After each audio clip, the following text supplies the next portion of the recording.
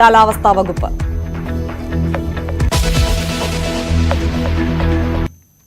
കേരളം പ്രതീക്ഷ കൈവിടുന്നില്ല. അർജുനായി 9ാം നാളും തെരച്ചിൽ.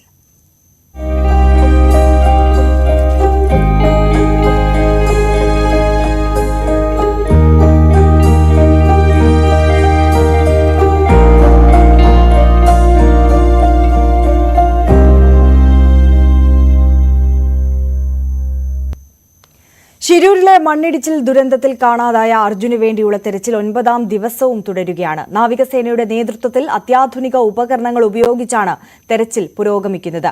ഐബോർഡ് എന്ന ഉപകരണം ഉപയോഗിച്ചാണ് നാവികസേനയുടെ തെരച്ചിൽ. ഉപകരണത്തിന്റെ നിരീക്ഷണ പരിധി 2.4 കിലോമീറ്ററാണ്. മണ്ണിൽ പുതഞ്ഞുപോയ വസ്തുക്കൾ 20 മീറ്റർ ആഴത്തിൽ കണ്ടെത്താനാകും. വെള്ളത്തിലും മഞ്ഞിലും 70 മീറ്റർ ആഴത്തിലും കണ്ടെത്താനാകും. സോണാർ സിഗ്നലിൽ ഭാരമേറിയ ലോഹവസ്തുക്കൾ കണ്ടെത്തുന്നതായിരിക്കും ഇന്ന് പരിശോധന നടക്കുക.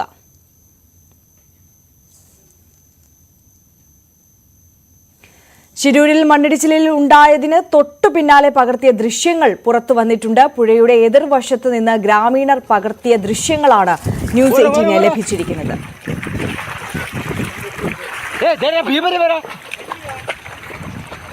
ಗಾಡಿನ ಬಂತು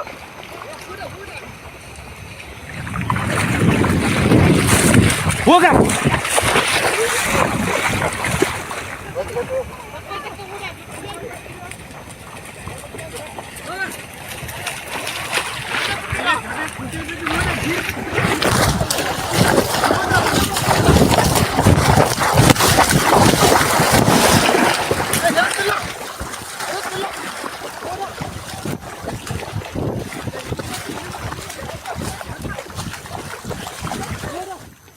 അതേസമയം അർജുന്റെ രക്ഷാദൌത്യത്തിൽ ഇന്ന് കർണാടക ഹൈക്കോടതിയിൽ അടിയന്തര വാദമുണ്ടാകും. കർണാടക ഹൈക്കോടതി വിഷയത്തിൽ ഇടപെടുമെന്ന് ഹർജി നൽകിയ സുപ്രീം കോടതി അഭിഭാഷകൻ KR സുഭാഷ് ചന്ദ്രൻ പറഞ്ഞു.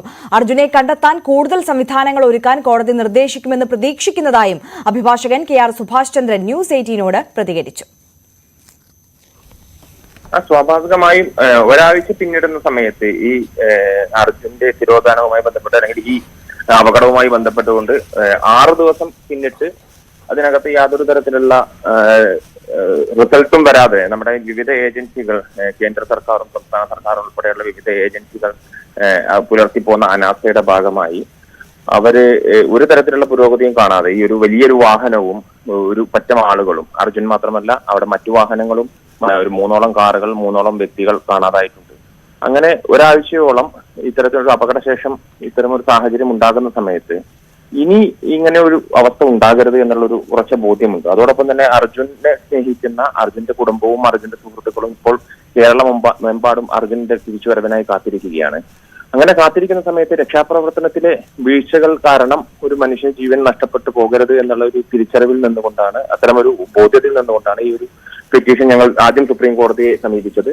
സുപ്രീം കോടതി അടിയന്തരമായി കർണാടക ഹൈക്കോടതിയെ സമീപിക്കാൻ വേണ്ടി പറഞ്ഞു. കർണാടക ഹൈക്കോടതിയെ സമീപിച്ചത് ഇന്നലെ അതിനകത്ത് രാവിലെ ചീഫ് ജസ്റ്റിസിന് മുമ്പാകെ ഈ കേസ് ഞങ്ങൾ മെൻഷൻ ചെയ്തു. അതിനുശേഷം ഉച്ചയ്ക്ക് 2:30 മറ്റൊരു ബെഞ്ച് മുമ്പാകെ, ബാംഗ്ലൂർ ബെഞ്ച് മുമ്പാകെ കേസ് ലിസ്റ്റ് ചെയ്തു. കേന്ദ്ര സംസ്ഥാന സർക്കാരുകൾക്ക് നോട്ടീസ് അയച്ചു. അടിയന്തരമായി ഗൗരവമേറിയ വിഷയം എന്നാണ് ഹൈക്കോടതി ഇന്നലെ ഇത് പരിഗണിച്ച സമയത്ത് ഉണ്ടായ പ്രാഥമികമായുള്ള നിരീക്ഷണം. അതോടൊപ്പം തന്നെ സ്റ്റാറ്റസ് റിപ്പോർട്ട്, ഇതുമായി ബന്ധപ്പെട്ടുകൊണ്ടുള്ള തൽസ്ഥിതി റിപ്പോർട്ട് സമർപ്പിക്കാൻ വേണ്ടി സംസ്ഥാന സർക്കാരിന് നിർദ്ദേശം നൽകിയിട്ടുണ്ട്. കേന്ദ്ര സർക്കാർ ഇന്നലെ കേസ് വന്ന സമയത്ത് തന്നെ അവരുടെ ഒരു ചെയ്ത പ്രവർത്തനങ്ങളെ സംബന്ധിച്ചുള്ള തൽസ്ഥിതി റിപ്പോർട്ട് സമർപ്പിച്ചിരുന്നു. ഇപ്പോൾ ഇന്ന് സംസ്ഥാന സർക്കാരിനോട് ഇക്കാര്യം സമർപ്പിക്കാൻ വേണ്ടി ആവശ്യപ്പെട്ടിട്ടുണ്ട്. ഇന്ന് ചീഫ് ജസ്റ്റിസ് കോർട്ട് മുമ്പാകെ, കർണാടക ഹൈക്കോടതിയിലെ ബാംഗ്ലൂർ ബെഞ്ചിലെ ചീഫ് ജസ്റ്റിസിന്റെ കോടതി മുമ്പാകെയാണ് ഇന്ന് ഐറ്റം നമ്പർ 91 ലിസ്റ്റ് ചെയ്തിരിക്കുന്നത്. ഞങ്ങൾ രാവിലെ തന്നെ അടിയന്തരമായി വാദം കേൾക്കണമെന്ന് ആവശ്യപ്പെട്ടുകൊണ്ട് ഈ കേസ് മെൻഷൻ ചെയ്യും. രക്ഷാദൌത്യത്തിൽ ഇടപെടണമെന്ന ആവശ്യം ഉന്നയിച്ചുകൊണ്ട് ഹർജി സമർപ്പിച്ച സുപ്രീം കോടതി അഭിഭാഷകൻ സുഭാഷ് ചന്ദ്രനാണ് ന്യൂസ് 18നോട് പ്രതികരിച്ചിരിക്കുന്നത്. അർജുനെ തിരയുന്നത് പോലെ തന്നെ ദുരന്തത്തിൽ കാണാതായ തമിഴ്നാട് സ്വദേശി ശരവണനെയും തിരയണമെന്ന് ശരവണന്റെ ബന്ധുക്കൾ ന്യൂസ് 18നോട് പറഞ്ഞു. അപകടത്തിന് തൊട്ടുമുമ്പ് ശരവണൻ ചായ കുടിക്കാൻ പോയിരുന്നുവെന്ന് കുടുംബം പറയുന്നു. പ്രതികരണം കാണാം. ഇന്ന് വലിയ പ്രതീക്ഷയുടെ ദിനമാണ്. കാരണം ഇന്ന് അത്തരത്തിലുള്ള അത്യാധുനിക സംവിധാനങ്ങൾ ശിരൂരിൽ എത്തിയിട്ടുണ്ട്. ആ സംവിധാനങ്ങളൊക്കെ ഉപയോഗിച്ചുള്ള തിരച്ചിലാണ്. അതുകൊണ്ട് തന്നെ വലിയ പ്രതീക്ഷയുണ്ട്. അർജുനിലേക്ക് എത്താൻ പറ്റും. അതുപോലെ തന്നെ ഇവിടെ കാണാതായ മറ്റു രണ്ടുപേരുണ്ട്, അവരിലൊക്കെ എത്താൻ പറ്റും. പ്രധാനമായും ഈ അർജുന്റെ വലിയ ലോറി, ആ ലോറി കണ്ടെത്തുക എന്നതാണ് ഇതിൽ ഏറ്റവും പ്രധാനം. ലോറിക്കകത്ത് അർജുൻ ഉണ്ടാകുമെന്ന പ്രതീക്ഷ തന്നെയാണ് ഈ രക്ഷാപ്രവർത്തകരും ഒപ്പം കുടുംബങ്ങളും ഒക്കെ പങ്കുവെക്കുന്നത്. എന്തായാലും ഈ അർജുനെ പോലെ തന്നെ ഇവിടെ കാണാതായ ശരവൺ, അതായത് തമിഴ്നാട് നാട്ടക്കൽ സ്വദേശിയാണ്.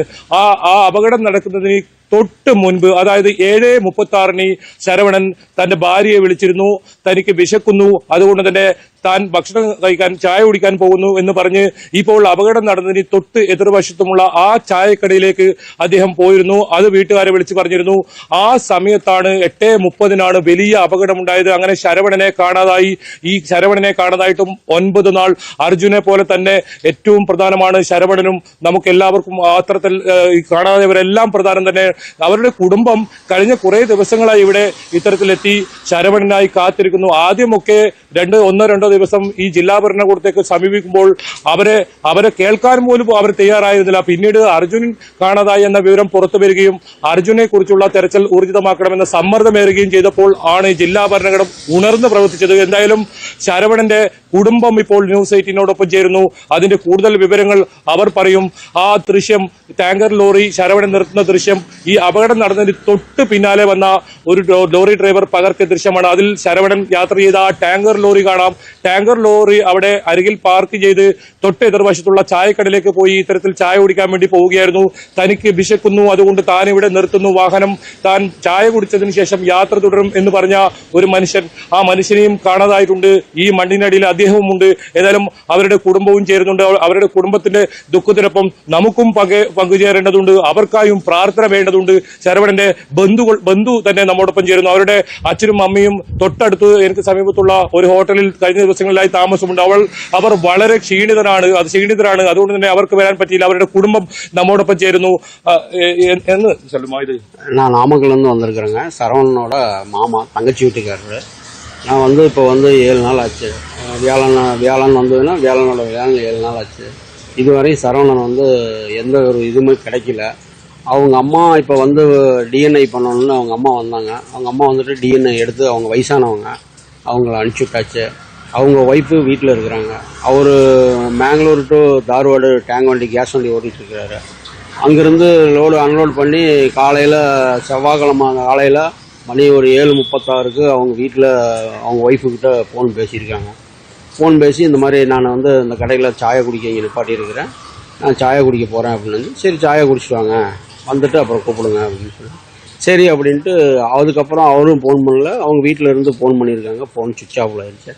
உடனே எங்களுக்கு செய்தியில் அது இதுலேன்னு தகவல் கிடச்சி அதுக்கப்புறம் ஓனர் எங்களுக்கு கூப்பிட்டு சொன்னாங்க, வாங்க போகலாம் அப்படின்னு. அப்புறம் புதன்கிழமை காலையில் கிளம்பி இங்கே வியாழக்கிழமை காலையில் அடுத்த நாள் மறுபடியும் புதன்கிழமை காலையில் கிளம்பி வியாழக்கிழமை காலையில் வந்துட்டு இதுவரையும் ஓனரும் நம்ம கூட தான் இருந்து எல்லாம் கம்ப்ளைண்ட்லாம் ஸ்டேஷனில் கம்ப்ளைண்ட் கொடுத்துருக்கு. போலீஸ் அவங்க எல்லாம் கண்டுபிடிச்சி தரேன். கலெக்டர் அவங்க தமிழ்நாடு மேடம் தான் இருக்கிறாங்க. கலெக்டர் நல்லவங்க தான். எஸ்பியும் அவரும் பேசினார், உங்களுக்காக நாங்கள் ஹெல்ப் பண்ணி தரோம். நாங்கள் என்ன பணியோ அந்த பணியை நாங்கள் பார்த்துக்கிட்டு தான் இருக்கிறோம். நீங்கள் பயப்பட தேவையில்ல. பாடி இனிமேல் கிடைக்கிறது டிஎன்ஐ பண்ணி தான் கையில் தர முடியும். இவ்வளோ நாள் ஆனதுக்கு தண்ணியில் எல்லாம் பாடி இதாயிரும். அதனால் டிஎன்ஐ பண்ணி தான் உங்களுக்கு கொடுக்க முடியும். சரவணன் எவ்வளோ நாள் ஆயிடுச்சு இது லாரி டிரைவர் ஆகி? லாரி டிரைவர் ஆகி சரவணன் இப்போ 12 வருஷம் இருக்கும். ஒரு 10-12 வருஷம் ஆயிடுச்சு. அவர் இங்கே தான் கேரளா, தமிழ்நாடு ஜாஸ்தி இல்லை, கேரளா கர்நாடகா தான் ஜாஸ்தி. அவர் டிரைவிங் அதிகம். எல்பிஜி டேங்கரில் தான் அவர் ஓடிட்டு இருக்கிறாரு. இதுவரையும் அவர் அதில் தான் ஓடிட்டு இருக்கிறார். மற்றபடி எதுவும் கவர்மெண்ட் தான் எனக்கு சப்போர்ட் பண்ணணும். இந்த அர்ஜுனை எப்படி தீவிரமாக தேடி கண்டுபிடிக்கிறாங்களோ அதுபோல் என்னோட மச்சனை தேடி இந்த கவர்மெண்ட் கண்டுபிடிச்சி தரணும். எனக்கு வேறு எதுவும் பேசுகிறதுக்கு ஒன்றும் தெரியல. எனக்கு கன்னடம் தெரியாது, ஹிந்தி மட்டும் பேசுவேன். வேறு யார்கிட்டையும் போய் பேசி யார்கிட்டையும் என்ன கேட்குறதுன்னு எனக்கு ஒன்றும் புரியல. கலெக்டர் மேடமும் எஸ்பி சாரும் பேசிக்கிட்டு தான் இருக்கிறாங்க, சப்போர்ட் பண்ணுறாங்க. இல்லைன்னு சொல்லி இன்னும் கொஞ்சம் தீவிரமாக எனக்கு ஹெல்ப் பண்ணி கொடுக்கணும். இதுதான் என்னோடய வேண்டுகோள். கேரளா கவர்மெண்ட்டு எப்படி நம்ம அர்ஜுனுக்கு சப்போர்ட் பண்ணுதோ அதுபோல் எங்களுக்கும் சப்போர்ட் பண்ணி கொடுக்கணும். இதுதான். நன்றி, வணக்கம். மனைவி கிட்ட அவசரமா பேசும்போது என்ன பேசுறதுக்கு என்ன பேசுனது ஒன்றும் தெரியல, எனக்கு தெரியல. அவங்க நான் அதை பசிக்கிறது, நான் சாப்பிட போறேன், நான் டீ குடிக்கணும், டைம் அது 7:36. அது அவங்க அந்த ஸ்கிரீன்ஷாட்ல அந்த இது வீடியோ கால் பண்றதா? வீடியோ கால் இல்லை, ஃபோன் கால் தான். வீடியோ காலில் அந்த ஹிஸ்ட்ரி அந்த டைமு காமிச்சாங்க. அவங்க இந்த டைமில் பாருங்க ஃபோன் பண்ணியிருக்காங்க அப்படின்னு என்கிட்ட காமிச்சாங்க. அதை வச்சு தான் எனக்கு தெரியும். இல்லைன்னா நான் மட்டும் அவரு கூட அவங்க ஒய்ஃப் ஃபேமிலி பேசிட்டு இருக்கிறது இந்த ஒரு விஷயத்தை வச்சு தான் எனக்கு வந்து தெரியும். இங்க தமிழ்நாட்டில் எங்க எவ்வளவு சப்போர்ட் இருக்கு? அங்க தமிழ்நாட்டில் அவங்க ஊர்ல வந்து எல்லாமே வந்து சப்போர்ட் பண்றாங்க. அவங்க எம்எல்ஏ எம்பி எல்லாத்தையும் பார்த்துருக்குறாங்க. எல்லாம் இங்கே நாமக்கல் கலெக்டர் ஆஃபீஸில் வந்து கொஞ்சம் கூப்பிட்டு அவங்க இங்கே ப்ரெஷர் கொடுத்து அவங்க ஹெல்ப் பண்ணிட்டு இருக்கிறாங்க. யாராவது வந்தாச்சா இங்கே தமிழ்நாடுல? இல்லை, யாரும் வரலைங்க இதுவரை. யாரும் வரல, யாரும் தேடுதும் இல்லை. யாரும் தேடுறது அவங்க கரெக்டாக வந்து இன்ஃபர்மேஷன் வந்து கொடுத்துக்கிட்டு தான் இருக்கிறாங்க, வீட்டுக்கு கொடுத்துக்கிட்டு தான் இருக்கிறாங்க. கலெக்டர் ஆஃபீஸில் இருந்து வீட்டில் இன்ஃபர்மேஷன் கொடுத்துக்கிட்டு தான் இருக்கிறாங்க. லாஸ்ட்டாக இப்போ என்ன சொல்லணும்? லாஸ்ட்டாக என்ன சொல்லியிருக்காங்க, பேசிக்கிட்டு தான் இருக்குது, நாங்கள் வந்து தொலைகிட்டு தான் இருக்கிறோம், அதுக்கு டீம் வருது, அந்தந்த டீமை வச்சு நாங்கள் இப்போ பண்ணிட்டு தான் இருக்கிறோம், ஏற்பாடு பண்ணிட்டு தான் இருக்கிறோம். இது வந்து ரிசீவ் ஆகிறது வந்து கொஞ்சம் வெயிட் பண்ணி தான் பார்க்கணும். ஏன்னா வந்து ஒன்றும் மண்ணுக்குள்ளே தண்ணிக்குள்ளே உள்ளே போய் மண்ணுக்குள்ளே சொருகிட்டாரா, இல்லை வேற எங்கேயும் ஏதாச்சும் மரம் செடி கொடியில் ஏதாச்சும் இருக்குதா என்னன்னு தொலைகிட்டு தான் இருக்கிறோம். நாங்கள் உங்களுக்கு கண்டிப்பாக ஹெல்ப் பண்ணுறோம் அப்படின்னு எங்களுக்கு. அர்ஜுனை குறித்து உங்களுக்கு புரியுமா? இந்த நியூஸ் எல்லாம் புரியல. அர்ஜுனை குறித்து உங்களுக்கு புரியுமா? அர்ஜுனை பற்றி எனக்கு தெரியாது, எனக்கு அவங்க தெரியாது. அவங்க வந்து காசன்கோடுன்னு நான் இந்த காரு போலீஸ் கார் வந்ததுக்கப்புறம் தான் காசன்கோடுக்காரர் இருக்குது அர்ஜுனா அப்படின்னு அதுக்கப்புறம் தான் எனக்கு தெரியும். லோரி அங்கே இருக்கு, அந்த ஸ்போர்ட்ல தானே இருக்கு. ராரி வந்து அடிச்சு மண்ணு வந்து அடிச்சு ஸ்ட்ரைட்டா நின்ன வண்டி எல் போட்டு திரும்பிடுச்சு. மற்ற ராரிக்கு கீழே வந்து அந்த பம்பர் மாத்திரம் போய் அது கிளியர் பண்ணி வண்டி ஓனர் டேக் ஓவர் பண்ணிட்டாங்க. சாயக்கடை எல்லாம் இப்போ போயிடுச்சு, அங்க இடத்துல போயிடுச்சு. அந்த இடத்துக்கு நான் போய் எல்லாம் பார்த்தாச்சு. அவர் எஸ்பி சார் சப்போர்ட் பண்ணாரு. சார் நான் அந்த ஸ்பாட்டுக்கு என்னை கூட்டிட்டு போங்க சார், நான் பார்க்கணும், எனக்கு ஒண்ணுமே புரியல அப்படின்னு. அவர் ஒன்று எஸ்பி சார் கூப்பிட்டு சொல்லி எல்லாம் அவங்க எனக்கு ஹெல்ப் பண்ணி സ്പോട്ടിൽ என்னை കൂട്ടിക്കൊണ്ടേ കാണിച്ചാங்க. കവലപ്പെടാതെ നമുക്ക് അർജുനു വേണ്ടി എത്രത്തോളം പ്രാർത്ഥനകൾ നമുക്ക് ചെയ്യാൻ പറ്റുമോ അതുപോലെ തന്നെ ഇവിടെ കാണാതായ ഓരോരുത്തർക്കും വേണ്ടി പ്രാർത്ഥനകൾ ഉണ്ടാകണമെന്നാണ് അവർ പറയുന്നത്. ആ കുടുംബത്തിന്റെ ദയനീയാവസ്ഥ നമ്മൾക്ക് അവരുടെ വാക്കുകളിൽ നിന്ന് തന്നെ വ്യക്തമാണ്. കെ വി ബൈജുവിനൊപ്പമാണ് ശരവണന്റെ കുടുംബം ചേർന്നത്. ബൈജു സൂചിപ്പിച്ചതുപോലെ തന്നെ അർജുനൊപ്പം കാണാതായത് മറ്റു 3 പേരാണ്. 2 പേര് കർണാടക സ്വദേശികളും ഒരാൾ തമിഴ്നാട് സ്വദേശി ശരവണനുമാണ്. അർജുനെ എത്രത്തോളം പ്രാധാന്യത്തോടു കൂടിയിട്ടാണോ തെരച്ചിൽ നടത്തുന്നത്, അതിനൊപ്പം തന്നെ ശരവണനെയും മറ്റ് 2 പേരെയും കൂടി കണ്ടെത്താനുള്ള തെരച്ചിൽ അവിടെ നടക്കണമെന്നുള്ളതാണ് കുടുംബം ആവശ്യപ്പെടുന്നത്. എന്തായാലും കെ വി ബൈജു തന്നെ നമുക്കൊപ്പം കൂടുതൽ വിശദാംശങ്ങളുമായി ചേരുകയാണ് ഷിരൂരിൽ നിന്ന്. ബൈജു, ആദ്യം നമുക്ക് ഈ തെരച്ചിലിലേക്ക് തന്നെ വന്നാൽ, ഇന്ന് 9ാം നാളാണ് തെരച്ചിൽ. ഏറെ നിർണായകമായ തെരച്ചിലാണ് ഇത് നടക്കാൻ പോകുന്നത് എന്നുള്ളതാണ് മനസ്സിലാക്കുന്നത്, നടന്നുകൊണ്ടിരിക്കുന്നത് എന്നുള്ളതാണ് മനസ്സിലാക്കുന്നത്. അത്യാധുനിക സംവിധാനങ്ങൾ ഉപയോഗിക്കുന്നുണ്ട്. ഈ ഉപകരണങ്ങൾ എത്രത്തോളം ഫലപ്രദമാകുമെന്നുള്ളതാണ് കരുതുന്നത്.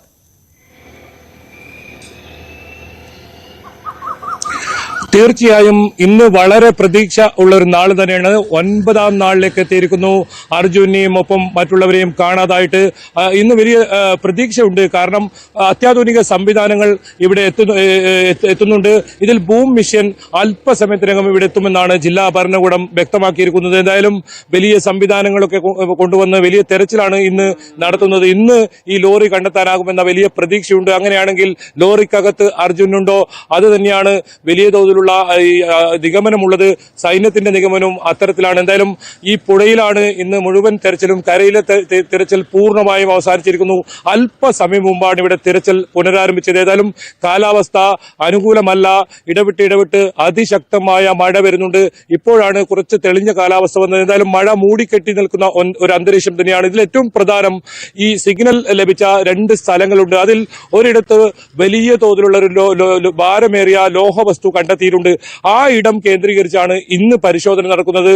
അത് ഒരു പക്ഷേ അർജുൻ സഞ്ചരിച്ച യാത്ര ചെയ്ത ലോറി ആയിരിക്കാം, അതല്ലെങ്കിൽ ഈ മലമുകളിൽ നിന്നും ഒരു വലിയ ടവർ ഈ പുഴയിലേക്ക് പതിച്ചിരുന്നു, ഒരു പക്ഷേ ആ ടവർ ആയിരിക്കാം. പക്ഷേ ഇതിലൊരു സ്ഥിരീകരണം എന്തായാലും സൈന്യത്തിന്റെ ഭാഗത്ത് നിന്നാണ് വരേണ്ടത്.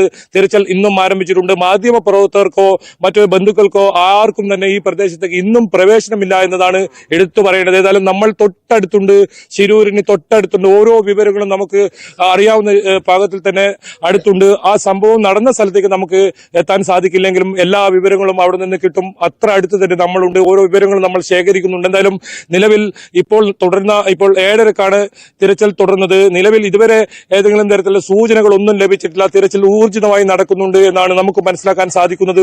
കരസേന, നാവികസേന, പോലീസ്, ഫയർഫോഴ്സ്, NDR തുടങ്ങിയ എല്ലാവിധ സംവിധാനങ്ങളും ഇന്ന് ഒന്നിച്ച് പ്രവർത്തിക്കുന്നുണ്ട്. ഏതായാലും 9ാം നാളായിരിക്കുന്നു. ഏകദേശം 8ാം നാളാകുമ്പോഴാണ് ഈ പ്രവർത്തനം ഇത്തരത്തിൽ തെരച്ചിൽ ഊർജിതമായി തന്നെ തുടർന്നത്. ഇന്നും അതേ രീതിയിൽ വലിയ പ്രതീക്ഷ കുടുംബങ്ങൾക്കുണ്ട്. ഏതായാലും അവർ ഇപ്പോൾ നടത്തുന്ന തെരച്ചിലിൽ തൃപ്തരാണ് എന്നാണ് ഇപ്പോൾ അല്പസമയം മുമ്പ് ജിതിൻ ഉൾപ്പെടെ വ്യക്തമാക്കിയത്. എന്തായാലും ഹൈക്കോടതിയിൽ, കർണാടക ഹൈക്കോടതിയിൽ ഒരു ഹർജി 11 മണിക്ക് പരിഗണിക്കുന്നുണ്ട്. അതിൽ ഏറ്റവും പ്രധാനം ഈ തെരച്ചിലിനെ കുറിച്ചുള്ള ഇതുവരെയുള്ള പുരോഗതി കോടതിയെ അറിയിക്കണമെന്ന് നിർദ്ദേശിച്ചിട്ടുണ്ട്. ഇതിലൊരു സത്യവാങ്മൂലം നൽകിയിരിക്കുന്നത് കർണാടക സർക്കാർ ഈ അർജുനെ കാണാതായ ആദ്യ ദിവസം മുതൽ തിരച്ചിൽ ആരംഭിച്ചിട്ടുണ്ട് എന്നാണ്. ഏതായാലും കോടതി വളരെ ഗൗരവമേറിയ വിഷയമാണ് ഇതെന്ന് പരാമർശിച്ചിട്ടുണ്ട്. അതുകൊണ്ട് തന്നെ ഇതുവരെയുള്ള എല്ലാ തിരച്ചിലിന്റെ എല്ലാ പുരോഗതിയും കോടതിയെ അറിയിക്കണമെന്ന് അറിയിച്ചിട്ടുണ്ട്. അത് വളരെ നിർണായകമാണ്. കോടതി ഇന്ന് എന്ത് പറയുന്നു എന്ന് കാത്തിരിക്കണം. ഏതായാലും സുപ്രീം കോടതിയിലേക്കാണ് ഇവർ ആദ്യം സമീപിച്ചിരുന്നത്. പക്ഷേ കർണാടക ഹൈക്കോടതിയെ സമീപിക്കണമെന്നായിരുന്നു സുപ്രീം കോടതിയുടെ നിർദ്ദേശം. അതേ തുടർന്നാണ് ഹൈക്കോടതിയിൽ സമീപിച്ചത്.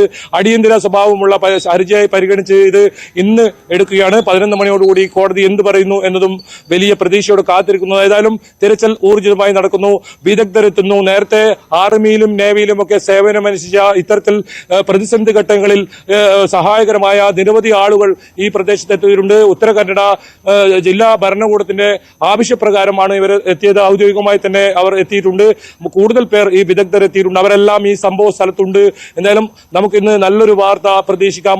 ഒപ്പം നേരത്തെ ശരവണന്റെ ഒരു വാർത്ത നമ്മൾ റിപ്പോർട്ട് ചെയ്തത് വളരെ ദയനീയമാണ്. ആ കുടുംബത്തിന്റെ അവസ്ഥ. അവരും കാത്തിരിക്കുകയാണ് ശരവണനായി. ഈ കഴിഞ്ഞ ചൊവ്വാഴ്ച അപകടം നടക്കുന്നതിന് തൊട്ട് മുമ്പ് 7:36 ഭാര്യയെ ശരവണൻ വിളിച്ചിരുന്നു. താൻ വിശക്കുന്നു, അതുകൊണ്ട് താൻ അടുത്തുള്ള സമീപത്തുള്ള ഒരു ചായക്കടയിൽ ഇത്തരത്തിൽ ചാവടിക്കാനും പോകുന്നു എന്ന് പറഞ്ഞ് പോയ ആളാണ്. ആ സമയത്താണ് 8:30 വലിയ ഈ മണ്ണിടിച്ചിലും ഉണ്ടായത്. ആ ചായക്കട പൂർണ്ണമായും തകർന്ന് ഇല്ലാതായി. മാത്രമല്ല ചായക്കടയിൽ ഉണ്ടായിരുന്ന 7 പേരാണ് മരണപ്പെട്ടത്. എന്തായാലും അവരുടെ കുടുംബവും കണ്ണീരോടെ കാത്തിരിക്കുന്നു. പ്രാർത്ഥനകൾ ആ ശരവണനും ഒപ്പം മറ്റ് ഒരു കർണാടക സ്വദേശിയും കാണാതായിട്ടുണ്ട്. ഇവർക്കെല്ലാം ഉണ്ടാകണം. എന്തായാലും അവസാനമായി ഒരു നോക്ക് കാണാൻ കഴിയുമോ എന്ന ഒരു കാത്തിരിപ്പിലാണ് ആ കുടുംബം. വളരെ പ്രായമായ അമ്മയും അച്ഛനുമുള്ള ശരവണന്റെ ഏക അത്താണിയാണ് ശരവണനായുള്ള കാത്തിരിപ്പും അവർ തുടരുന്നു. എന്തായാലും വലിയ തോതിലുള്ള ഒരു തെരച്ചിൽ തന്നെയാണ് ഇന്ന് നടക്കുന്നത്. ഈ സൈന്യവും കരസേനയും ഒക്കെ നാവികസേനയും ഒക്കെ സംയുക്തമായുള്ള വലിയ പരിശോധന നടക്കുന്നത്. ഏതായാലും ഇന്ന് ഈ ലോറി കണ്ടെത്താനാകും. അതിലൂടെ അർജുനിലേക്ക് എത്താൻ കഴിയുമെന്ന വലിയ പ്രതീക്ഷയിൽ തന്നെയാണ് കുടുംബവും നിൽക്കുമ്പോഴും ഒരു കാര്യം ചോദിച്ചുകൊള്ളട്ടെ. അതായത് കഴിഞ്ഞ ദിവസവും പുഴയിൽ ഈ മണ്ണ് കൂനയുള്ള സ്ഥലത്താണ് കുഴിച്ച് ഇത്തരത്തിൽ പരിശോധന ആരംഭിച്ചത്. അപ്പോൾ അത്രത്തോളം ടൺ കണക്കിന് മണ്ണാണ് അവിടെ കുമിഞ്ഞു കൂടിയിട്ടുള്ളത്. അത് നീക്കി കുഴിച്ച് പരിശോധന നടത്തുക എന്ന് പറയുന്നത് അത്രത്തോളം എളുപ്പമുള്ള ഒരു കാര്യമല്ല. അങ്ങനെ ഇരിക്കെ എത്രത്തോളം ആഴത്തിലേക്ക് ഇന്ന് പോകാൻ കഴിയും എന്നുള്ള ഒരു സാഹചര്യം കൂടിയില്ലേ? അങ്ങനെയെങ്കിൽ ഇന്ന് തന്നെ അർജുനെയും അല്ലെങ്കിൽ ലോറിയോ കണ്ടെത്താൻ കഴിയുമെന്നുള്ള പ്രതീക്ഷ ഉറപ്പിച്ചു പറയാൻ കഴിയുമോ?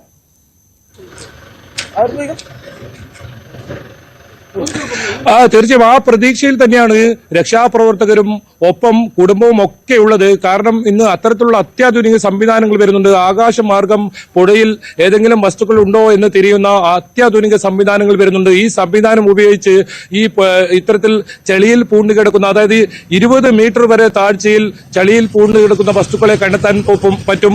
മഞ്ഞിലും മഴയത്തും 70 കിലോമീറ്ററും ആഴത്തിൽ ഇത്തരം വസ്തുക്കൾ കണ്ടെത്താൻ കഴിയുന്ന ഉപകരണമാണ്.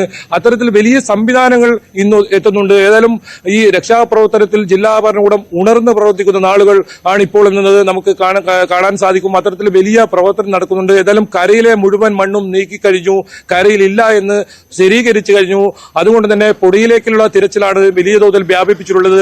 പുഴയുടെ എല്ലാ രക്ഷാപ്രവർത്തകരും പുഴയിലേക്കാണ് അടിയൊഴുക്കുണ്ട്. അതുകൊണ്ട് തന്നെ ഇന്നലെ ഈ റഡാർ സിഗ്നൽ ലഭിച്ച സ്ഥലത്ത് പരിശോധന നടത്താൻ പറ്റിയിട്ടില്ല. ഏതായാലും ഇന്ന് ആ സംവിധാനം ഇത്ര അത്യാധുനിക സംവിധാനങ്ങൾ കൊണ്ടുവരുന്നതുകൊണ്ട് തന്നെ കൃത്യമായി ലൊക്കേറ്റ് ചെയ്യുക, എവിടെയാണ് ഇത്തരത്തിൽ ലോറിയോ മറ്റും ഉള്ളത്, ആ സ്ഥലം കണ്ടെത്താൻ സാധിച്ചാൽ പിന്നീട് അവിടെ ഇത്തരത്തിൽ രക്ഷാപ്രവർത്തനം നടത്തുക എന്നതാണ് ഇപ്പോൾ ഉദ്ദേശിക്കുന്നത്. ആ രീതിയിലുള്ള തെരച്ചിലാണ് ഇപ്പോൾ പുരോഗമിക്കുന്നത്. എന്തായാലും തിരച്ചിലിൽ തൃപ്തരാണെന്ന് കുടുംബം പോലും ഇപ്പോൾ പറഞ്ഞിട്ടുണ്ട്. ഏതായാലും ഇതിന് നേരത്തെ നടത്തേണ്ടിയിരുന്ന ഒരു ഉണർന്ന് പ്രവർത്തിക്കേണ്ടിയിരുന്ന സംവിധാനമാണ് വളരെ വൈകി 7ാം നാളോ 8ാം നാളോ ഇത്തരത്തിൽ വലിയ തോതിലുള്ള സംവിധാനങ്ങളുമായി രംഗത്ത് വന്നത്. കോടതിക്ക് പോലും ഇടപെടേണ്ട ഒരു സാഹചര്യമുണ്ടായി, വലിയ സമ്മർദ്ദമുണ്ടായി. എന്നിട്ടും ഇത്രയും മന്ദഗതിയിലായിരുന്നു രക്ഷാപ്രവർത്തനം എന്നത് വലിയ ദുഃഖകരമായ കാര്യം തന്നെ. കാരണം 1 or 2 ദിവസങ്ങളിൽ വളരെ പെട്ടെന്ന് തന്നെ ഇത്തരത്തിൽ ഈ സംവിധാനങ്ങളൊക്കെ ഉപയോഗിച്ചിരുന്നെങ്കിൽ നമുക്ക് അർജുനെ ജീവനോടെ ഇപ്പോൾ ലഭിച്ചിട്ടുണ്ട്. എന്തായാലും വലിയ ആശങ്ക നിലനിൽക്കുന്നുണ്ട്.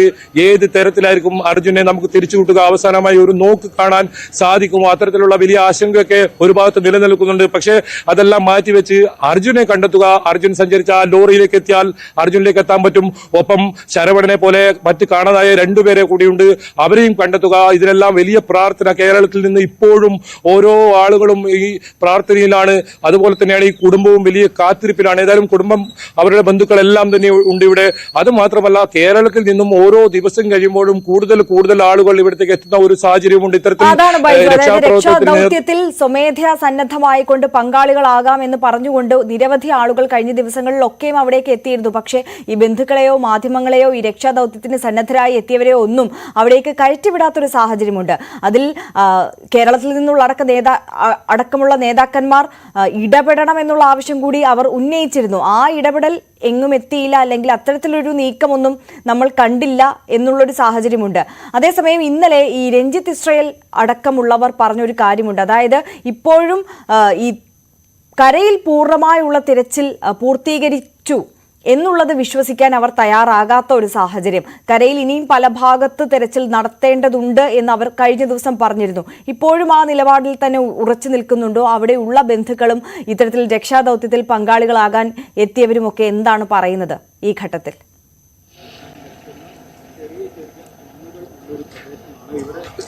തീർച്ചയായും കേരളത്തിൽ നിന്നുള്ള ഇടപെടൽ പൂർണ്ണമായി ഇല്ല എന്ന് ഒരിക്കലും പറയാൻ സാധിക്കില്ല. കാരണം മുഖ്യമന്ത്രി പിണറായി വിജയൻ ഈ കുടുംബം ആവശ്യപ്രകാരം അപ്പോൾ തന്നെ കർണാടക മുഖ്യമന്ത്രിയുമായി ഇടപെട്ടിരുന്നു. പക്ഷേ ഇതിനെല്ലാം ഒരു പരിമിതിയുണ്ട്. കേരളത്തിൽ ഇടപെടുന്നതിനൊക്കെ വലിയ പരിമിതിയുണ്ട്.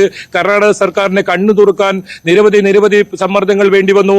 മാത്രമല്ല AKM അഷ്റഫ് MLA ഉൾപ്പെടെയുള്ളവർ ഈ സംഭവ സ്ഥലത്ത് തന്നെ ക്യാമ്പ് ചെയ്യുന്നുണ്ട്. നമ്മൾക്ക് പോലും വിവരങ്ങൾ ഈ സംഭവ സ്ഥലത്ത് നിന്നും ലഭിക്കുന്നത് തന്നെ ഇത്തരം ജനപ്രതിനിധികളുടെ ഇടയിൽ നിന്നാണ്. CPM-ന്റെ വസീഫ് ഉൾപ്പെടെയുള്ളവർ കഴിഞ്ഞ ദിവസം ഉണ്ടായിരുന്നു. MK രാഘവൻ MP ഇവിടെ തന്നെ ക്യാമ്പ് ചെയ്ത് ദിവസങ്ങളോളം ഇത്തരത്തിൽ രക്ഷാപ്രവർത്തനത്തിൽ മുഴുകിയിരുന്നു. നിരവധി നേതാക്കൾ ഇവിടെ എത്തിയിട്ടുണ്ട്. നേതാക്കളുടെ സമ്മർദ്ദമൊക്കെ വലിയ തോതിൽ ഉണ്ടായിട്ടുണ്ട്. ഒപ്പം കോടതിയിലൂടെ ഒരു ഇടപെടലും വലിയ പ്രതീക്ഷയോടെയാണ് ഇന്ന് കാണുന്നത്. കോടതി ഏത് തരത്തിലാണ് വിമർശനം ഉന്നയിക്കുന്നത്? എന്തായാലും വലിയ വിമർശനം കോടതിയുടെ ഭാഗത്ത് നിന്ന് ഉണ്ടാകുമെന്ന കാര്യത്തിൽ ഉറപ്പാണ്. കാരണം അത്രത്തോളം ഗൗരവമേറിയ ഒരു വിഷയമാണിതെന്ന് കോടതി പരാമർശം വന്നിരിക്കുന്നു. ഇതുവരെയുള്ള തെരച്ചിലിന്റെ, അതായത് ഈ അപകടം നടന്നത് മുതൽ ഈ സമയം വരെയുള്ള തിരച്ചിലിന്റെ പുരോഗതിയാണ് കോടതി അറിയിക്കാൻ പറഞ്ഞിട്ടുള്ളത്. ഇതിൽ ഏറ്റവും ശ്രദ്ധേയം ഞാൻ നേരത്തെ പറഞ്ഞതുപോലെ തന്നെ ഈ കർണാടക സർക്കാർ നൽകിയ സത്യവാങ്മൂലമാണ്. ഈ അപകടം നടന്ന് തുടക്കം മുതൽ അർജുനായി തിരച്ചിൽ ആരംഭിച്ചിട്ടുണ്ടായിരുന്നു ഇപ്പോൾ സത്യവാങ്മൂലം സമർപ്പിച്ചത്. അതേതായാലും വിശ്വസിക്കാൻ പറ്റാത്ത ഒരു സത്യവാങ്മൂലം തന്നെയാണ്. കാരണം നമ്മളിവിടെ തുടക്കം മുതലേ തന്നെ ഇവിടെയുണ്ട്. ഏതെങ്കിലും തരത്തിൽ ഭരണകൂടം ഉണർന്ന് പ്രവർത്തിക്കുന്ന ഒന്നും നമ്മളിവിടെ കണ്ടിരുന്നില്ല. ദേശീയപാത ഗതാഗത യോഗ്യമാക്കാനായിരുന്നു ആദ്യ പരിഗണന എന്നത് നമ്മൾ നിരന്തരം ആവർത്തിച്ചുകൊണ്ടേയിരുന്നു. അർജുൻ എവിടെ എന്ന ചോദ്യം നമ്മൾ അപ്പോഴും നിരന്തരം ചോദിച്ചുകൊണ്ടേയിരുന്നു. എന്തായാലും നമുക്ക് ഇനി വേണ്ടത്, ഇനി സമയം വളരെ നിർണായകമാണ്. കാലാവസ്ഥ പ്രതികൂലമായി പലപ്പോഴും വരുന്നുണ്ട്. അത് ഏത് രീതിയിൽ ഇനി വരും മണിക്കൂറുകളിൽ കാലാവസ്ഥ വരുന്നതൊന്നും പറയാൻ പറ്റാത്ത അവസ്ഥയാണ്. കാരണം ഏത് സമയത്താണ് ഇവിടുത്തെ കാലാവസ്ഥ മാറ്റമെന്ന് നമുക്ക് മനസ്സിലാവാത്ത രീതിയിലാണ്. ഇപ്പോൾ നല്ല വെയിലാണെങ്കിൽ പെട്ടെന്നാണ് അതിശക്തമായ മഴ വരുന്നത്. പിടിച്ചാൽ പോലും ഇവിടെ നിൽക്കാൻ കഴിയാത്ത രീതിയിൽ ശക്തമായ കാറ്റും അനുഭവപ്പെടുന്നു. വളരെ പ്രതികൂലമായ കാലാവസ്ഥയാണ്. പ്രത്യേകിച്ച് പുഴയിലാണ് തിരച്ചിൽ നടത്തേണ്ടത് എന്നതുകൊണ്ട് തന്നെ പ്രതികൂല കാലാവസ്ഥയെ മറികടന്ന് ഈ തെരച്ചിൽ ഊർജിതമായി നടത്തേണ്ടതുണ്ട്. നേരത്തെ ചൂണ്ടിക്കാട്ടിയതുപോലെ ഈ കരയിലുള്ള തെരച്ചിൽ ഇനി കാര്യമില്ല, അത് സൈന്യം തന്നെ സ്ഥിരീകരിച്ചിരിക്കുന്നു. കരയിൽ അർജുനോ ലോറിയോ ഇല്ല എന്ന സ്ഥിരീകരണം സൈന്യത്തിന്റെ ഭാഗത്ത് നിന്ന് തന്നെ വന്നിരിക്കുന്നു. കുടുംബവും കരയിലുള്ള ആ പ്രതീക്ഷ കൈവിട്ടിരിക്കുന്നു. അവർക്ക് ഇനി പൂർണ്ണമായും ഇപ്പോൾ നടത്തുന്ന തെരച്ചിൽ സംഘത്തിന്റെ അവരുടെ വിശ്വാസത്തിലാണ് അവർ മുന്നോട്ട് പോകുന്നത്. ഏതായാലും രഞ്ജിത്ത് നേരത്തെ സൂചിപ്പിച്ചതുപോലെ തന്നെ കരയിലാണ് എന്ന ഒരു സൂചന അവർ പറഞ്ഞതുകൊണ്ട് തന്നെ കരയിലെ മുഴുവൻ മണ്ണും നീക്കിക്കഴിഞ്ഞു. കരയിൽ ഇനി ഉണ്ടാകാൻ സാധ്യതയില്ല എന്ന് സൈന്യം സ്ഥിരീകരിച്ചിരിക്കുന്നു. അതുകൊണ്ട് ഇനി കരയിലുള്ള പരിശോധന ഉണ്ടാകില്ല. കരയിലെ ഏതാണ്ട് മണ്ണുകളെല്ലാം നീക്കം ചെയ്ത് കഴിഞ്ഞിരിക്കുന്നു. റോഡ് ഗതാഗത യോഗ്യമാക്കിയിരിക്കുന്നു.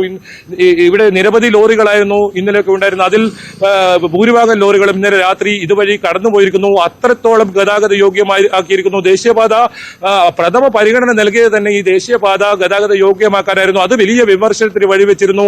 അർജുനെ കണ്ടെത്തുകയാണ് ആദ്യം വേണ്ടത്. ഭൂമിക്കടിയിൽ 2-3 പേർ ഇത്തരത്തിൽ കാണാതായി ഭൂമിക്കടിയിലുണ്ട്, മണ്ണിനടിയിലുണ്ട്. അവരെ കണ്ടെത്തേണ്ടതുണ്ട്. ആ ആവശ്യം നിരന്തരം പറഞ്ഞതുകൊണ്ടാണ് പിന്നീട് തെരച്ചിൽ കരയിലേക്ക് മാറ്റിയതും വലിയ തോതിലുള്ള തെരച്ചിൽ ആരംഭിച്ചതും. എന്തായാലും ഇന്ന് വലിയ പ്രതീക്ഷയോടെയാണ് കാത്തിരിക്കുന്നത്. കുടുംബവും രക്ഷാപ്രവർത്തകരും സൈന്യവും കരസേനയും അതുപോലെ തന്നെ നാവികസേനയും ഒക്കെ വലിയ പ്രതീക്ഷയോടെ കാത്തിരിക്കുന്നത്. അതായത് ബൈജു നേരത്തെ സൂചിപ്പിച്ചതുപോലെ തന്നെ മഴ ചതിച്ചില്ലെങ്കിൽ വളരെ സുഗമമായി രക്ഷാപ്രവർത്തനം പൂർത്തീകരിക്കാനും അർജുനെയോ ലോറിയോ കണ്ടെത്താനും കഴിയുമെന്നുള്ള പ്രതീക്ഷ നമുക്കുണ്ടല്ലേ?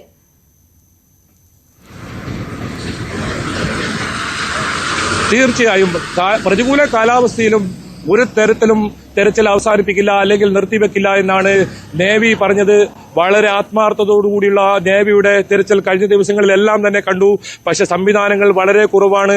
ആ ഒരു അത്രയും നിസ്സഹായ അവസ്ഥയിലും അവർ പുഴയിൽ വലിയ പ്രതികൂല കാലാവസ്ഥയിലും തെരച്ചിൽ നടത്തുന്നുകൊണ്ട് ഈ പുഴയുടെ വെള്ളമൊക്കെ നിറം മാറി അത്തരത്തിൽ മണ്ണ് ചെളിയുമൊക്കെ കലർന്ന നിലയിലാണ്. അതുകൊണ്ട് തന്നെ മുങ്ങൽ വിദഗ്ധർക്കൊക്കെ വലിയ പരിമിതി ഉണ്ടായിരുന്നു ഇതിനടിയിൽ പോയി ഇത്തരത്തിൽ തെരയുന്നതിന്. എന്നിട്ടും അതൊക്കെ വകവെക്കാതെ ഈ നാവികസേനയുടെ തെരച്ചിലിനെ നമുക്ക് എടുത്തു പറയാതിരിക്കാൻ പറ്റില്ല. അവർ ആദ്യം മുതൽ തന്നെ നമ്മൾ ദൃശ്യങ്ങളിൽ തന്നെ കാണുന്നുണ്ടായിരുന്നു അവർ ഈ പുഴയിൽ തെരച്ചിൽ നടത്തിക്കൊണ്ടേയിരിക്കുന്നത്.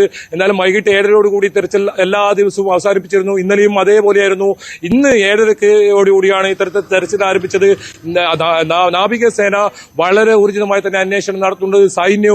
സൈന്യം ഇവിടെ എത്തിയത് മുതൽ തന്നെ അവരുടെ പ്രവൃത്തി വലിയ തോതിൽ അത്തരത്തിൽ ചെയ്യുന്നുണ്ട്. എന്തായാലും മണ്ണ് നീക്കുന്ന മുഴുവൻ ജോലിയും കരസേന തീർത്തിരിക്കുന്നു. ഇനി നാവികസേനയുടെ കയ്യിലാണ് അർജുനെ കണ്ടെത്തുക എന്ന ദൌത്യം. അത് തന്നെയാണ് ഇപ്പോൾ നടക്കുന്നത്. NDRF ആണ് മേൽനോട്ടം വഹിക്കുന്നത്. മുഴുവൻ ഇത്തരത്തിലുള്ള സംഘത്തെയും NDRF ഏകോപിപ്പിക്കുന്നുണ്ട്. വിദഗ്ധരായവർ സ്ഥലത്തെത്തുന്നുണ്ട്. അവരുടെ വാക്കുകൾ ഇവർ നോക്കുന്നുണ്ട്. അത്തരത്തിൽ വലിയ തോതിലുള്ള തിരച്ചിലാണ് ഇന്ന് നടക്കുന്നത്. മുമ്പ് നേരത്തെ ഒന്നും കണ്ടിട്ടില്ലാത്ത രീതിയിൽ എല്ലാ സംവിധാനങ്ങളും ശിരൂരിൽ അത്തരത്തോളം വലിയ പ്രവർത്തനം നടക്കുന്നു. എല്ലാ കണ്ണുകളും ഇന്ന് ശിരൂരിലാണ്. ഇന്ന് അർജുനെ കിട്ടുമോ എന്ന് നമ്മൾക്ക് തന്നെ വ്യക്തിപരമായി നിരവധി കോളുകളാണ് അത്തരത്തിൽ വലിയ പ്രാർത്ഥനയോടെ ആളുകൾ വിളിക്കുന്നത്. പലരും കരയുന്ന ആ ഒരു സാഹചര്യം. ഏതായാലും ഇന്ന് ആ പ്രാർത്ഥന ഒന്ന് ഫലിക്കും, ഇന്ന് നമുക്ക് കണ്ടെത്താൻ പറ്റും എന്നൊരു ഉറച്ച വിശ്വാസം തന്നെയാണ് ഇവിടെ നിന്ന് നമുക്ക് പങ്കുവെക്കാനുള്ളത്. തീർച്ചയായും KV ബൈജു ആണ് ശിരൂരിൽ നിന്ന് തത്സമയ വിവരങ്ങൾ പങ്കുവച്ചത്. ബൈജു സൂചിപ്പിച്ചതുപോലെ തന്നെ വലിയ പ്രതീക്ഷയിലാണ് നമ്മൾ എല്ലാവരും ഉള്ളത്. ഇന്ന് അത്രത്തോളം ഊർജ്ജസ്വലമായി അത്യാധുനിക സൗകര്യങ്ങൾ സംവിധാനങ്ങൾ ഉപയോഗിച്ചുകൊണ്ടുള്ള തെരച്ചിൽ പുഴയിൽ പുരോഗമിക്കുകയാണ്. അർജുനെ ഇന്ന് തന്നെ ലഭിക്കുമെന്നുള്ള പ്രതീക്ഷയാണ് നമുക്കുള്ളത്. അതേ പ്രതീക്ഷ തന്നെയാണ് അർജുന്റെ കുടുംബത്തിനും ഉള്ളത്. അർജുനെ ഇന്ന് തന്നെ കണ്ടെത്താനാകുമെന്നുള്ള പ്രതീക്ഷ പങ്കുവയ്ക്കുകയാണ് അർജുന്റെ ഭാര്യ സഹോദരൻ ജിതിൻ. ന്യൂസ് 18നോടാണ് ജിതിൻ ഇക്കാര്യം പറഞ്ഞത്. ജിതിന്റെ പ്രതികരണം കാണാം. ഇന്നും നദിയോട് തീരത്തുള്ള മൺകൂമ്പാരം അവിടെ റെഡിയാക്കിയിട്ടുണ്ട്. ഇനി അതിന്റെ അടിയിലേക്കാണ് തിരച്ചിൽ ആരംഭിക്കുന്നത്. അങ്ങനെയാണ് ഇന്നലെ വൈകുന്നേരം അറിയാൻ പറ്റിയത്. കട നിന്ന ഭാഗവും അതിനനുബന്ധിച്ച ഏരിയ ആയിരിക്കും. അവിടെ മണ്ണ് ഇട്ടിട്ടുണ്ട്. അത് പിന്നെ അത് എന്തായാലും അറിയില്ല. നമുക്ക് അവർ ചെക്ക് ചെയ്യട്ടെ. ബാക്കി വേറെ വിവാദത്തിലൊന്നും കിടക്കുന്നില്ല. നമ്മള് ആ സ്ഥലം ഒന്ന് ക്ലിയർ ആക്കി എടുത്തിട്ടുണ്ട് അവർ. ഇനി മറ്റേ വലിയ മെഷീൻ വന്നിട്ട് ബാക്കി പരിശോധന ആരംഭിക്കുന്നതാണ് അറിയാൻ പറ്റിയത്. എത്തിയിട്ടുണ്ടോ എന്ന് അറിയില്ല. നമുക്ക് ഒരു ശുഭാപ്തി വിശ്വാസമുണ്ട്. ആദ്യത്തെ 4 ദിവസം ഒരു വീഴ്ച ഉണ്ടായിട്ടുണ്ടെങ്കിൽ കൂടി ഇപ്പോൾ നമ്മളതിൽ വിശ്വാസം പുലർത്തുന്നുണ്ട്. മഴ ഉണ്ട്, കാലാവസ്ഥ മഴ പെയ്തിട്ടും കൂടിയും ഇന്നലെയൊക്കെ തിരച്ചിൽ നിർത്തിയിട്ടില്ല. മണ്ണെടുപ്പ് നടന്നുകൊണ്ട് തന്നെ ഇരുന്നുണ്ടായിരുന്നു. അതുതന്നെയാണ് നേരത്തെ ബൈജുവും അക്കാര്യം സൂചിപ്പിച്ചിരുന്നു. കാലാവസ്ഥ പ്രതികൂലമായാൽ കൂടി ഇന്നും തെരച്ചിൽ തുടരുമെന്നുള്ളതാണ് രക്ഷാസംഘം അറിയിച്ചിട്ടുള്ളത്. എന്തായാലും മറ്റു വാർത്തകൾ നോക്കാം ഇടവേളയ്ക്ക് ശേഷം.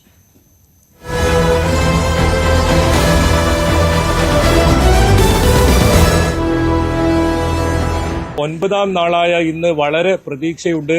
ഇന്ന് അർജുന്റെ ലോറി അർജുനെ കിട്ടും എന്ന വലിയ പ്രതീക്ഷയിൽ തന്നെയാണ് തെരച്ചിൽ തുടരുന്നത്. ഏതായാലും അല്പസമയത്തിനകം തെരച്ചിൽ തുടരുമെന്നാണ് നമുക്ക് ലഭിക്കുന്ന വിവരം. ഇതിലേറ്റവും പ്രധാനം അത്യാധുനിക സംവിധാനങ്ങൾ ഇന്ന് ശിരൂരിലെത്തും എന്നുള്ളത് തന്നെയാണ്. ഇതിലേറ്റവും പ്രധാനം ഐബോർഡ് എന്ന ഉപകരണമാണ്. ഇതൊരു സ്വകാര്യ ഏജൻസിയിൽ നിന്നും നാവികസേന ഇത്തരത്തിൽ വാടകയ്ക്കെടുത്ത ഒരു ഉപകരണമാണ്. ഇത് വളരെ ഉപകാരപ്രദമാകും. കാരണം മണ്ണിൽ പൂണ്ടുകിടക്കുന്ന ഈ മണ്ണിലും ചെളിയിലുമൊക്കെ പൂണ്ടുകിടക്കുന്ന വസ്തുക്കൾ 20 മീറ്റർ വരെ താഴ്ചയിൽ നിന്നും ഈ ഉപകരണം കണ്ടെത്തും.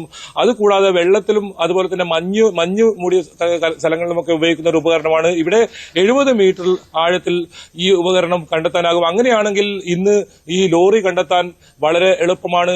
അത്തരത്തിലുള്ള അത്യാധുനിക ഉപകരണങ്ങളുണ്ട്. കൂടാതെ ബൂം മിഷൻ ഇന്ന് എത്തിയിട്ടുണ്ട്, ശിരൂരിൽ എത്തിയിട്ടുണ്ട്. ആ ബൂം മിഷൻ ഉപയോഗിച്ച് ഇവിടുത്തെ ഈ കൂടിക്കിടക്കുന്ന മണ്ണ്, അടിഞ്ഞുകൂടി കിടക്കുന്ന മണ്ണ് മാറ്റുന്ന ഒരു പ്രക്രിയയും നടക്കും. ഒരേപോലെ തന്നെ വലിയ തോതിലുള്ള അത്യാധുനിക സംവിധാനങ്ങൾ ഉപയോഗിച്ചുള്ള ചെന്നൈ.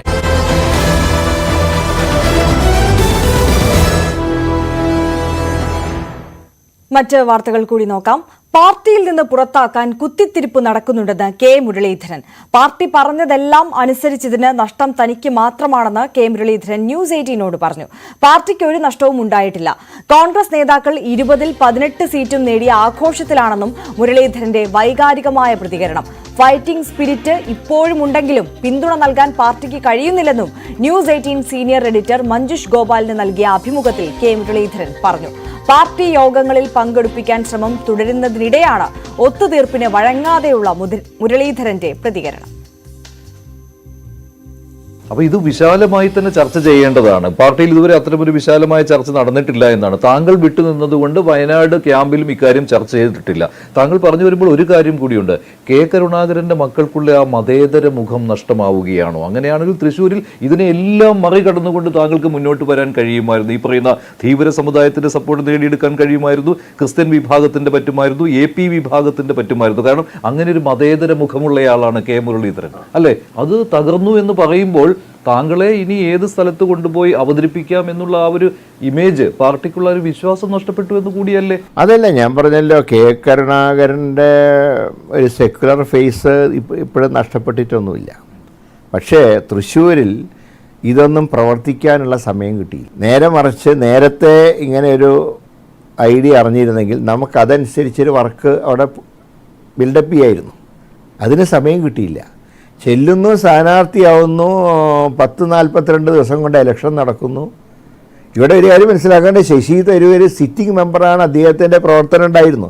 ഒരു കാര്യം ശ്രദ്ധിച്ച് കാണാം, ആലത്തൂർ ഒഴികെ എല്ലാ സീറ്റിലും സിറ്റിംഗ് മെമ്പർമാർ നല്ല ഭൂരിപക്ഷത്തിൽ ജയിച്ചു. പക്ഷേ സെക്യുലർ ഫേസ് ഒരിക്കലും കെ മുരളീധരന് നഷ്ടപ്പെടില്ല. പക്ഷേ എല്ലായിടത്തും പോയിട്ട് നിൽക്കേണ്ട പ്രശ്നം ഇനി ഉദിക്കുന്നില്ല. ഞാനൊരു കാര്യം വ്യക്തമായി പറഞ്ഞു കഴിഞ്ഞു. 100% എനിക്കൊരു കോൺഫിഡൻസ് ഉള്ള സ്ഥലത്ത് മാത്രമേ ഞാൻ മത്സരിക്കാൻ ആഗ്രഹിക്കൂ. ഇപ്പോൾ അങ്ങനത്തെ ചിന്താഗതിയിലേക്ക് എത്തിയിട്ടില്ല. പക്ഷെ പാർട്ടി പറഞ്ഞാൽ എന്തും അനുസരിക്കേണ്ടി വരും. ഇനി അങ്ങനെ അനുസരിക്കില്ല. കാരണം ഇനി അങ്ങനെ അനുസരിച്ചുകൊണ്ടുണ്ടായ തിക്താനുഭവം എൻ്റെ മുമ്പിലുണ്ട്. ഇപ്പോൾ നേമത്ത് ഞാൻ മത്സരിച്ചതുകൊണ്ട് ഞാൻ BJPയുടെ ശത്രുവായി എന്നല്ലാതെ. പക്ഷെ അന്നൊരു കാര്യമുണ്ടായി, അവരുടെ അക്കൗണ്ട് പൂട്ടിക്കാൻ കഴിഞ്ഞു. പക്ഷെ BJPയുടെ ശത്രുവായതുകൊണ്ട് എന്താണ് കുഴപ്പം? BJPയുടെ ശത്രുവായതുകൊണ്ട് കുഴപ്പമില്ല. അതനുസരിച്ചൊരു മൈനോറിറ്റി സപ്പോർട്ട് നേമത്ത് കിട്ടിയില്ല. അത് കിട്ടിയിരുന്നെങ്കിൽ ഇത് കവർ ചെയ്യുന്നു. ഒരു ഉദാഹരണം പറഞ്ഞാൽ, ശശി തരൂരിന് കിട്ടിയ മൈനോറിറ്റി വോട്ട് നേമത്ത് എനിക്ക് കിട്ടിയിരുന്നെങ്കിൽ അന്ന് ഞാൻ ഈ 19,000 വോട്ടാണ് ഞാൻ ശിവൻകുട്ടിയായിട്ടുള്ള ഡിഫറൻസ്, അത് ഞാൻ കവർ ചെയ്യുന്നു. പക്ഷെ അതാണ് ഞാൻ പറഞ്ഞത്, ഈ മതേതര മുഖം താങ്കൾക്ക് നഷ്ടമായിട്ടുണ്ടോ എന്ന്. അതിലൊരു കാര്യം പറയാം. താങ്കൾ നേരത്തെ പറഞ്ഞതുപോലെ ഈ പത്മജ ഫാക്ടർ, കെ കരുണാകരന്റെ മകൾ BJPയിലേക്ക് പോയെങ്കിൽ മകൻ എന്തുകൊണ്ട് പോയിക്കൂടാ, അങ്ങനെ സംഭവിച്ചുകൂടാ എന്നുള്ളൊരു ചിന്ത മലയാളികളുടെ മനസ്സിലിടം പിടിച്ചു. അതായത് നമുക്ക് ഈ ഹൃദയം തുറന്ന് കാണിച്ചാലും ചെമ്പരത്തി പൂവാണെന്ന് സംശയിക്കുന്ന ചിലരുണ്ട്. അതിൻ്റെ ഒരു ദോഷമാണ്. എൻ്റെ നിലപാടൊരു മാറ്റമില്ല. ഞാൻ കോൺഗ്രസ് പാർട്ടിയുടെ സെക്യുലർ കാഴ്ചപ്പാടിൽ വിശ്വസിക്കുന്ന ആളാണ്. കെ കരുണാകരൻ്റെ സെക്യുലർ കാഴ്ചപ്പാടിൽ വിശ്വസിക്കുന്ന ഒരാളാണ്. ഞാനതാണ് പറഞ്ഞത്, പാർട്ടിയിൽ നിന്ന് ഇനി ഏതെങ്കിലും കുത്തിത്തിരിപ്പിൻ്റെ പേരിൽ എന്നെ പുറത്താക്കിയാൽ പോലും ഞാൻ BJPയിലേക്കോ മറ്റേതെങ്കിലും പാർട്ടിയിലേക്കോ പോവില്ല. ഞാനൊരു പൊളിറ്റിക്കൽ റിട്ടയർമെൻറ്റ് നടത്തി വീട്ടിലിരിക്കും. അത് ഞാൻ പറയട്ടെ, അതായത് എന്തുകൊണ്ടാണ് താങ്കൾക്ക് അങ്ങനെ തോന്നുന്നത്? എന്നെക്കെതിരായിട്ട് ഒരു കുത്തിത്തിരിപ്പ് വർക്ക് ചെയ്യുന്നുണ്ട്? അതിൻ്റെ ഒരു ഉദാഹരണമാണ് ക്യാമ്പിൽ ഇല്ലാത്ത ചർച്ച നടന്നു എന്നുള്ള വാർത്ത വന്നത്. അത് ക്യാമ്പിൽ നിന്ന് തന്നെയാണ് അല്ലേ? അതെ, ക്യാമ്പിൽ അങ്ങനെ സംഭവം ഉണ്ടായിട്ടില്ല. ഈ TN പ്രതാപനോ ഷാനിമോളോ ഇങ്ങനെ പരാതി അവിടെ പറഞ്ഞിട്ടില്ല. അവർ രണ്ടുപേരും എന്നെ ഫോണിൽ വിളിച്ചു. പ്രത്യേകിച്ച് ഷാനിമോളൊക്കെ ഒരിക്കലും എന്നെ അവർ വിമർശിക്കില്ല. കാരണം കഴിഞ്ഞ 2019 ഞങ്ങളൊക്കെ ജയിച്ചു. ഞങ്ങൾ നിന്ന മുഴുവൻ സ്ഥാനാർത്ഥികളും ജയിക്കുകയും ഷാനിമോൾ മാത്രം തോൽക്കുകയും ചെയ്തപ്പോൾ അന്ന് അവരെ ആദ്യം ഫോണിൽ വിളിച്ച് ആശ്വസിപ്പിച്ച ആൾ ഞാനാണ്. കാരണം ഞാൻ ജയിച്ചവരെ വിളിച്ച് കൺഗ്രാറ്റുലേറ്റ് അല്ല ചെയ്തത്. ഞങ്ങളോടൊപ്പം നിന്ന് സ്ഥാനാർത്ഥിയായി ഞങ്ങളോടൊപ്പം ലോക്സഭയിൽ വരേണ്ട ഒരു സഹോദരി തോറ്റുപോയപ്പോൾ ഞാൻ അവരെ ഫോണിൽ വിളിച്ച് ആശ്വസിപ്പിച്ചു. അങ്ങനെ ഒരു ആശ്വാസവാക്ക് താങ്കൾക്ക് ഇത്തവണ കിട്ടിയോ? KPC പ്രസിഡന്റ് എൻ്റെ വീട്ടിൽ വന്നു. രാഹുൽ ഗാന്ധി എന്നെ ഫോണിൽ വിളിച്ചു. VD സതീശനും KC വേണുകാലൊക്കെ ഫോണിൽ വിളിച്ചു. അത് വിളിച്ചിട്ടില്ല എന്ന് ഞാൻ പറയില്ല. പക്ഷേ ആ ക്യാമ്പിൽ നിന്ന് പുറത്തു വന്ന ആ വാർത്തയുണ്ടല്ലോ, അതെന്തായാലും ക്യാമ്പിൽ പങ്കെടുത്ത ആളുകളിൽ നിന്ന് തന്നെ പുറത്തു വരികയുള്ളൂ, സംശയമില്ലാത്ത കാര്യമാണല്ലോ. അങ്ങനെയാണെങ്കിൽ ആ പുറത്തു വന്ന വാർത്ത അത് ചർച്ച ചെയ്യണം എന്നുള്ള ഉദ്ദേശ്യവും അവർക്കുണ്ട്. കാരണം എന്തുകൊണ്ട് K മുരളീധരൻ ഇങ്ങനെ പാർട്ടിയെ ധിക്കരിച്ച് നടക്കുന്നു? അദ്ദേഹം ഇന്ന സ്ഥലത്തെ മത്സരിക്കുമെന്ന് ഇനി എന്തിന് വാശി പിടിക്കുന്നു? പാർട്ടിയുടെ ക്യാമ്പ് ബഹിഷ്കരിച്ച് അദ്ദേഹം നടക്കുന്നു തുടങ്ങിയ ഞാൻ പറയാം, എല്ലാം കൊണ്ട് നഷ്ടം ഉണ്ടായത് ആർക്കാ? ഇതിൽ ഈ പാർട്ടി പറഞ്ഞ എല്ലാം ഞാൻ അനുസരിച്ചു. പാർട്ടി പറഞ്ഞ സ്ഥലത്ത് പോയിട്ടൊക്കെ മത്സരിച്ചു. പക്ഷേ നഷ്ടമുണ്ടായത് K മുരളീധരന് മാത്രമാണ്. പാർട്ടിക്ക് നഷ്ടം ഉണ്ടായിട്ടില്ല. പാർട്ടി ഇലക്ഷനിൽ 20-ൽ 18 ജയിച്ചതിൻ്റെ ആഘോഷമാണ് പാർട്ടിയിൽ, നേതാക്കൾക്ക് ആഘോഷമാണ്. പക്ഷേ ഒന്നുമില്ലാത്ത ഒരാളായിട്ട് മാറിയത് K മുരളീധരനല്ലേ. അതുകൊണ്ട് ഞാൻ ഒറ്റ കാര്യം പറഞ്ഞുള്ളൂ, മത്സരിക്കണം, എവിടെയെങ്കിലും പോയി മത്സരിക്കണം എന്ന് പാർട്ടി പറഞ്ഞാൽ ഞാൻ അതിനില്ല. ഞാൻ ഈ മത്സരിക്കേണ്ടതാണ് പാർട്ടി പറയുന്നതെങ്കിൽ സന്തോഷം. ഇതുവരെ എല്ലാവരും പറഞ്ഞിരുന്നത്, താങ്കൾ ഉൾപ്പെടെ, പാർട്ടി ഏത് സീറ്റ് പറയുന്നു അവിടെ ഞാൻ മത്സരിക്കും എന്നുള്ളതാണ്. സംശയമില്ലല്ലോ. എപ്പോഴും നമ്മൾ ഈ തെരഞ്ഞെടുപ്പ് അടുത്തിരിക്കുമ്പോൾ ഇന്നയാൾ ഇന്ന സീറ്റിൽ മത്സരിക്കും ശരിയല്ലേ എന്ന് ചോദിക്കുമ്പോൾ അവർ പറയുന്നത് എന്താണ്? താങ്കളും അങ്ങനെ ആയിരിക്കുമല്ലോ പറഞ്ഞത്, ഹൈക്കമാൻഡ് പറയുന്നത് അനുസരിക്കും ഇല്ലേ? KPCC തീരുമാനിക്കുന്ന ആ ലിസ്റ്റ് വരുമ്പോൾ അതേത് സീറ്റാണോ അത് ഞാൻ അംഗീകരിക്കും എന്നാണ്. അതല്ലേ അച്ചടക്കമുള്ള ഒരു പാർട്ടി? ഇനി അച്ചടക്കം ഞാൻ പാലിക്കും, പക്ഷേ മത്സരിക്കാൻ എനിക്ക് സാധ്യമല്ല. അച്ചടക്കവും മത്സരവും വ്യത്യാസമുണ്ട്. അല്ലാതെ പാർട്ടി പറയാൻ ഇന്ന സ്ഥലത്ത് പോയിട്ട് നാളെ പയ്യന്നൂർ മത്സരിക്കാൻ പറഞ്ഞാൽ എന്താ റിസൾട്ട് എന്ന് എല്ലാവർക്കും അറിയാലോ. മട്ടന്നൂർ മത്സരിക്കാൻ പറഞ്ഞാലത്തെ റിസൾട്ട് അറിയാലോ. ഇനി അങ്ങനത്തെ പരീക്ഷണം വേണ്ട. പാർട്ടിക്ക് ഒരു 40% ഫൈറ്റിംഗ് ചാൻസ്, ഞാൻ 100% ഒരിക്കലും ഞാൻ പറയില്ല. ഇപ്പോഴും ഫൈറ്റ് ജയിക്കാനുള്ള ആരോഗ്യം എനിക്കുണ്ട്, ദൈവം സഹായിച്ച്. അതുകൊണ്ടാണല്ലോ ഞാൻ പറയുന്നത്, രാജ്യസഭ ഒരിക്കലും ഞാൻ ചോദിക്കാത്ത ഒരാളാണ്. നാളെയും ഞാൻ ചോദിക്കില്ല. കാരണം അങ്ങനെ ആയിട്ട് കാര്യമില്ലല്ലോ, ഫൈറ്റ് വേണം ജയിക്കാൻ. പക്ഷെ താങ്കളുടെ ഫൈറ്റിംഗ് സ്പിരിറ്റ് അത് അംഗീകരിക്കാൻ പാർട്ടിക്ക് ഇപ്പോഴും കഴിയുന്നില്ല അല്ലേ? താങ്കളിങ്ങനെ ഓടിക്കുകയാണ് അങ്ങോട്ടും ഇങ്ങോട്ടും. അതാ പറയുന്നത്, ആ ഫൈറ്റിംഗ് ചാൻസ് പാർട്ടിക്ക് വേണ്ടി ഉപയോഗിക്കുമ്പോൾ അതനുസരിച്ചിട്ടുള്ള ഒരു കരുത്ത് നമുക്ക് നൽകേണ്ടത് പാർട്ടിയാണ്. പക്ഷേ ദൗർഭാഗ്യവശാൽ ഇപ്പം അത് കാണുന്നില്ല. അല്ല, അതെന്തുകൊണ്ടാണ്? അത് ഞാൻ അതിനെക്കുറിച്ച് കൂടുതൽ അന്വേഷിക്കുന്നത്. ഞാൻ പറഞ്ഞല്ലോ, ഒരിക്കലും ഞാൻ 2 കാര്യം ഞാൻ ഉറപ്പിച്ച് പറയുന്നുള്ളൂ. ഒന്ന്, ഒരു കാരണവശാലും ഞാൻ പാർട്ടി വിട്ടു പോവില്ല. 2, ഇനി പാർട്ടി എന്നെ ഉപേക്ഷിക്കുകയാണെങ്കിലും ഞാൻ സ്വസ്ഥം ഗൃഹഭരണം എന്നുള്ള ആ രീതിയിലേക്ക് ഞാൻ പോകും. ഈ 2 കാര്യത്തിലും എൻ്റെ തീരുമാനം ഉറച്ചതാണ്. ഈ എന്താണ് പ്രശ്നം എന്ന് പറഞ്ഞാൽ, താങ്കൾ ഇങ്ങനെ കാര്യങ്ങൾ പറയുമ്പോഴേക്കും താങ്കൾക്കെതിരെയുള്ള വിമർശനങ്ങൾ ഈ പാർട്ടി നേതാക്കൾ പറയുമ്പോൾ കൊണ്ടുവന്ന് എത്തിക്കുന്നത് താങ്കൾ പാർട്ടിയിൽ നിന്ന് പോയതിനു ശേഷം തിരിച്ചു വന്നയാളാണ്, ഇപ്പോൾ പഴയ കാര്യങ്ങൾ വീണ്ടും താങ്കൾ ആവർത്തിച്ചു തുടങ്ങി എന്നുള്ള രീതിയിലാണ്. കാരണം പാർട്ടി പറയുന്നത് കേൾക്കാതിരിക്കുക, പാർട്ടിക്കെതിരെ കാര്യങ്ങൾ പറയുക, സ്വയം തോറ്റതിന് മറ്റുള്ളവരെ കുറ്റപ്പെടുത്തുക. ഇങ്ങനെ ഞാൻ പറയുന്നത്, ഞാൻ ആരെങ്കിലും കുറ്റപ്പെടുത്തിയോ തോറ്റപ്പോൾ? ഞാൻ ഏതെങ്കിലും വ്യക്തിയെ കുറ്റപ്പെടുത്തി? പക്ഷേ പാർട്ടിയുടെ മിഷനറി വർക്ക് ചെയ്തില്ല എന്ന് താങ്കൾ പറഞ്ഞു. തീർച്ചയായിട്ടും അതൊരു നമ്മൾ മനസ്സിലാക്കേണ്ട കാര്യമല്ലേ. പാർട്ടിയുടെ മിഷണറി പാർട്ടി സ്ഥാനാർത്ഥിയെ വിജയിപ്പിക്കാൻ വർക്ക് ചെയ്യാത്തത് അതൊരു അച്ചടക്കലംഘനാണോ? നാളെ ആര് ചെന്നാലും ഈ സംഭവം ഉണ്ടാവില്ലേ? പാർട്ടിയുടെ മിഷണറി പ്രവർത്തിക്കാത്ത സന്ദർഭം വന്നാൽ ലോക്സഭ പോലെയല്ല പഞ്ചായത്ത്, നിയമസഭ, പഴയ അനുഭവങ്ങളില്ലേ? അത് തന്നെയല്ലേ പാർട്ടിയിലും പറയുന്നപ്പോൾ. പക്ഷെ ഞാൻ പറയട്ടെ, അങ്ങനെയാണെങ്കിൽ ഇത്തരത്തിലുള്ള ക്യാമ്പുകളിൽ പങ്കെടുത്ത് താങ്കളെ പോലെയുള്ള ഒരു ഫൈറ്റിംഗ് സ്പിരിറ്റ് ഉള്ള നേതാവ് ഇത് തുറന്നു പറയണം. അതല്ലാതെ ഈ മാറി നിൽക്കുക എന്ന് ഞാൻ പറയുമ്പോൾ പറഞ്ഞത് അതൊരു, ഞാൻ ജനങ്ങൾ പോലും അത് ചോദിക്കില്ല. അല്ലല്ല, ഞാൻ പറഞ്ഞ ഒറ്റ കാര്യമേ ഉള്ളൂ. ഞാൻ ഈ ക്യാമ്പിൽ വന്ന് വിമർശിക്കാനോ ഒന്നും ഞാൻ ഒരു കൊല്ലത്തേക്ക് എവിടെയില്ല. അതേസമയത്ത് പഞ്ചായത്ത് ഇലക്ഷൻ വരുമ്പോൾ ഞാൻ സജീവമായിട്ടുണ്ടാകും. പ്രിയങ്ക ഗാന്ധി മത്സരിക്കുമ്പോൾ ഞാൻ വയനാട്ടിലുണ്ടാവും. ഒരു കോൺഗ്രസ്സുകാരൻ എന്നാണ് എനിക്ക് ഇത്രയേ ചെയ്യാൻ കഴിയുള്ളൂ. പക്ഷേ താങ്കൾ വട്ടിയൂർക്കാവിൽ കോൺസെൻട്രേറ്റ് ചെയ്യുന്നുണ്ട്. അതെൻ്റെ പഴയ നിയോജകമണ്ഡലമാണ്. കോൺസെൻട്രേറ്റ് ചെയ്യാൻ കാരണം മറ്റൊന്നുമല്ല, ഞാൻ കാരണം അവിടെ ഒരു നാഥനില്ലാത്ത അവസ്ഥയുണ്ടായി. കാരണം ഞാൻ പോയതിന് ശേഷം ഒരു ഇലക്ഷൻ അവിടെ പാർട്ടി ജയിച്ചിട്ടില്ല. അതുകൊണ്ട് എൻ്റെ ദൗത്യം ഞാനവിടെ മത്സരിക്കുക എന്നുള്ളതല്ല. അടുത്ത കോർപ്പറേഷൻ ഇലക്ഷനിൽ ഇവിടെ BJPക്ക് 62 സീറ്റുകളിൽ ലീഡ് കിട്ടിയിട്ടുണ്ട് ഈ കോർപ്പറേഷനിൽ. അതിൽ വട്ടിയൂർക്കാവിൽ ഏതാണ്ട് 8000 വോട്ടാണ് പാർലമെൻറ്റിൽ അസംബ്ലിയിൽ ലീഡ് കിട്ടിയത്. അപ്പോൾ അവിടെ കോൺഗ്രസിനെ തിരിച്ചു കൊണ്ടുവരിക, ആ വർക്കാണ് ഞാനിപ്പോൾ ഏറ്റെടുത്തിട്ടുള്ളത്. പക്ഷേ പാർട്ടി താങ്കളെ അങ്ങനെ ഒരു വർക്ക് ഏൽപ്പിച്ചിട്ടില്ല. അതെനിക്ക് സ്വയം ചെയ്യേണ്ടതാണ് ഞാൻ. കാരണം എന്നെ വിശ്വസിച്ച ഒരു ജനത, എന്നെ 5 കൊല്ലത്തേക്ക് തിരഞ്ഞെടുത്തൊരു ജനത, അവരോട് 3 വർഷം കഴിഞ്ഞപ്പോൾ പാർട്ടി പറഞ്ഞതിൻ്റെ പേരിൽ അവരെ ഉപേക്ഷിച്ച് പോകേണ്ടി വന്നു. ഞാൻ 2 വർഷം ഒരു സ്ഥാനവും ഇല്ലാതെ ആ നിയോജകമണ്ഡലത്തിലെ ജനങ്ങൾക്ക് വേണ്ടി സേവനം നടത്തുന്നു. അത് ഞാനും ആ വട്ടിയൂർക്കാവിലെ ജനങ്ങളാവുന്ന കുടുംബമായിട്ടുള്ള ബന്ധമാണ്. അതിനെനിക്ക് പാർട്ടിയുടെ ഒരു ഓതറൈസേഷൻ്റെ ആവശ്യമില്ല. കാരണം എനിക്ക് പാർട്ടിക്കാരെന്നുള്ള എനിക്ക് എൻ്റെ പാർട്ടിക്ക് വേണ്ടിയിട്ടല്ല ഞാൻ പ്രവർത്തിക്കുന്നത്. പക്ഷേ അത് 2026 താങ്കൾ ലക്ഷ്യമിടുന്നു. അതുകൊണ്ട് തന്നെയാണല്ലോ വട്ടിയൂർക്കാവിൽ സ്ഥാനാർത്ഥിയാകാൻ താങ്കൾ ഇപ്പോഴേ തീരുമാനിച്ചു കഴിഞ്ഞു. ഞാൻ അല്ലല്ല തീരുമാനിക്കേണ്ടത്, അതൊക്കെ പാർട്ടിയെ തീരുമാനമെടുക്കണം. താങ്കൾ അപ്പോൾ പാർട്ടി പറഞ്ഞാൽ അനുസരിക്കുമെന്ന് താങ്കൾ പറയുന്നു. വട്ടിയൂർക്കാവിൽ ഞാൻ മത്സരിക്കണോ വേണ്ടയോ എന്ന് ഞാൻ സ്വയം തീരുമാനിച്ചാൽ പോരാ, അത് പാർട്ടിയാണ് തീരുമാനിക്കേണ്ടത്. പക്ഷേ ആ ഘട്ടത്തിലേക്ക് ഇപ്പോഴെത്തിയിട്ടില്ല. ഇപ്പോൾ എൻ്റെ ചുമതല എന്താ? ഇപ്പോൾ ചുമതല അതിന് തക്കവണ്ണം അവിടെ ആ കോൺസ്റ്റിറ്റ്യുവൻസി പാകപ്പെടുത്തി എടുക്കണ്ടേ. നാളെ ഒരു കോൺഗ്രസ് കാൻഡിഡേറ്റ് ഞാനല്ല മറ്റൊരാൾ വരികയാണ്.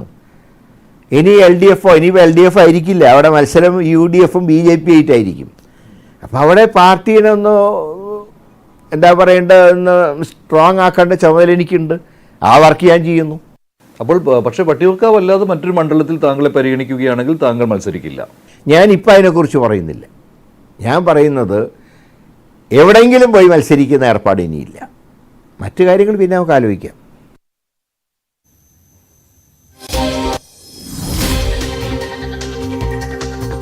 തിരികെ എത്താം ഇടവേളയ്ക്ക് ശേഷം.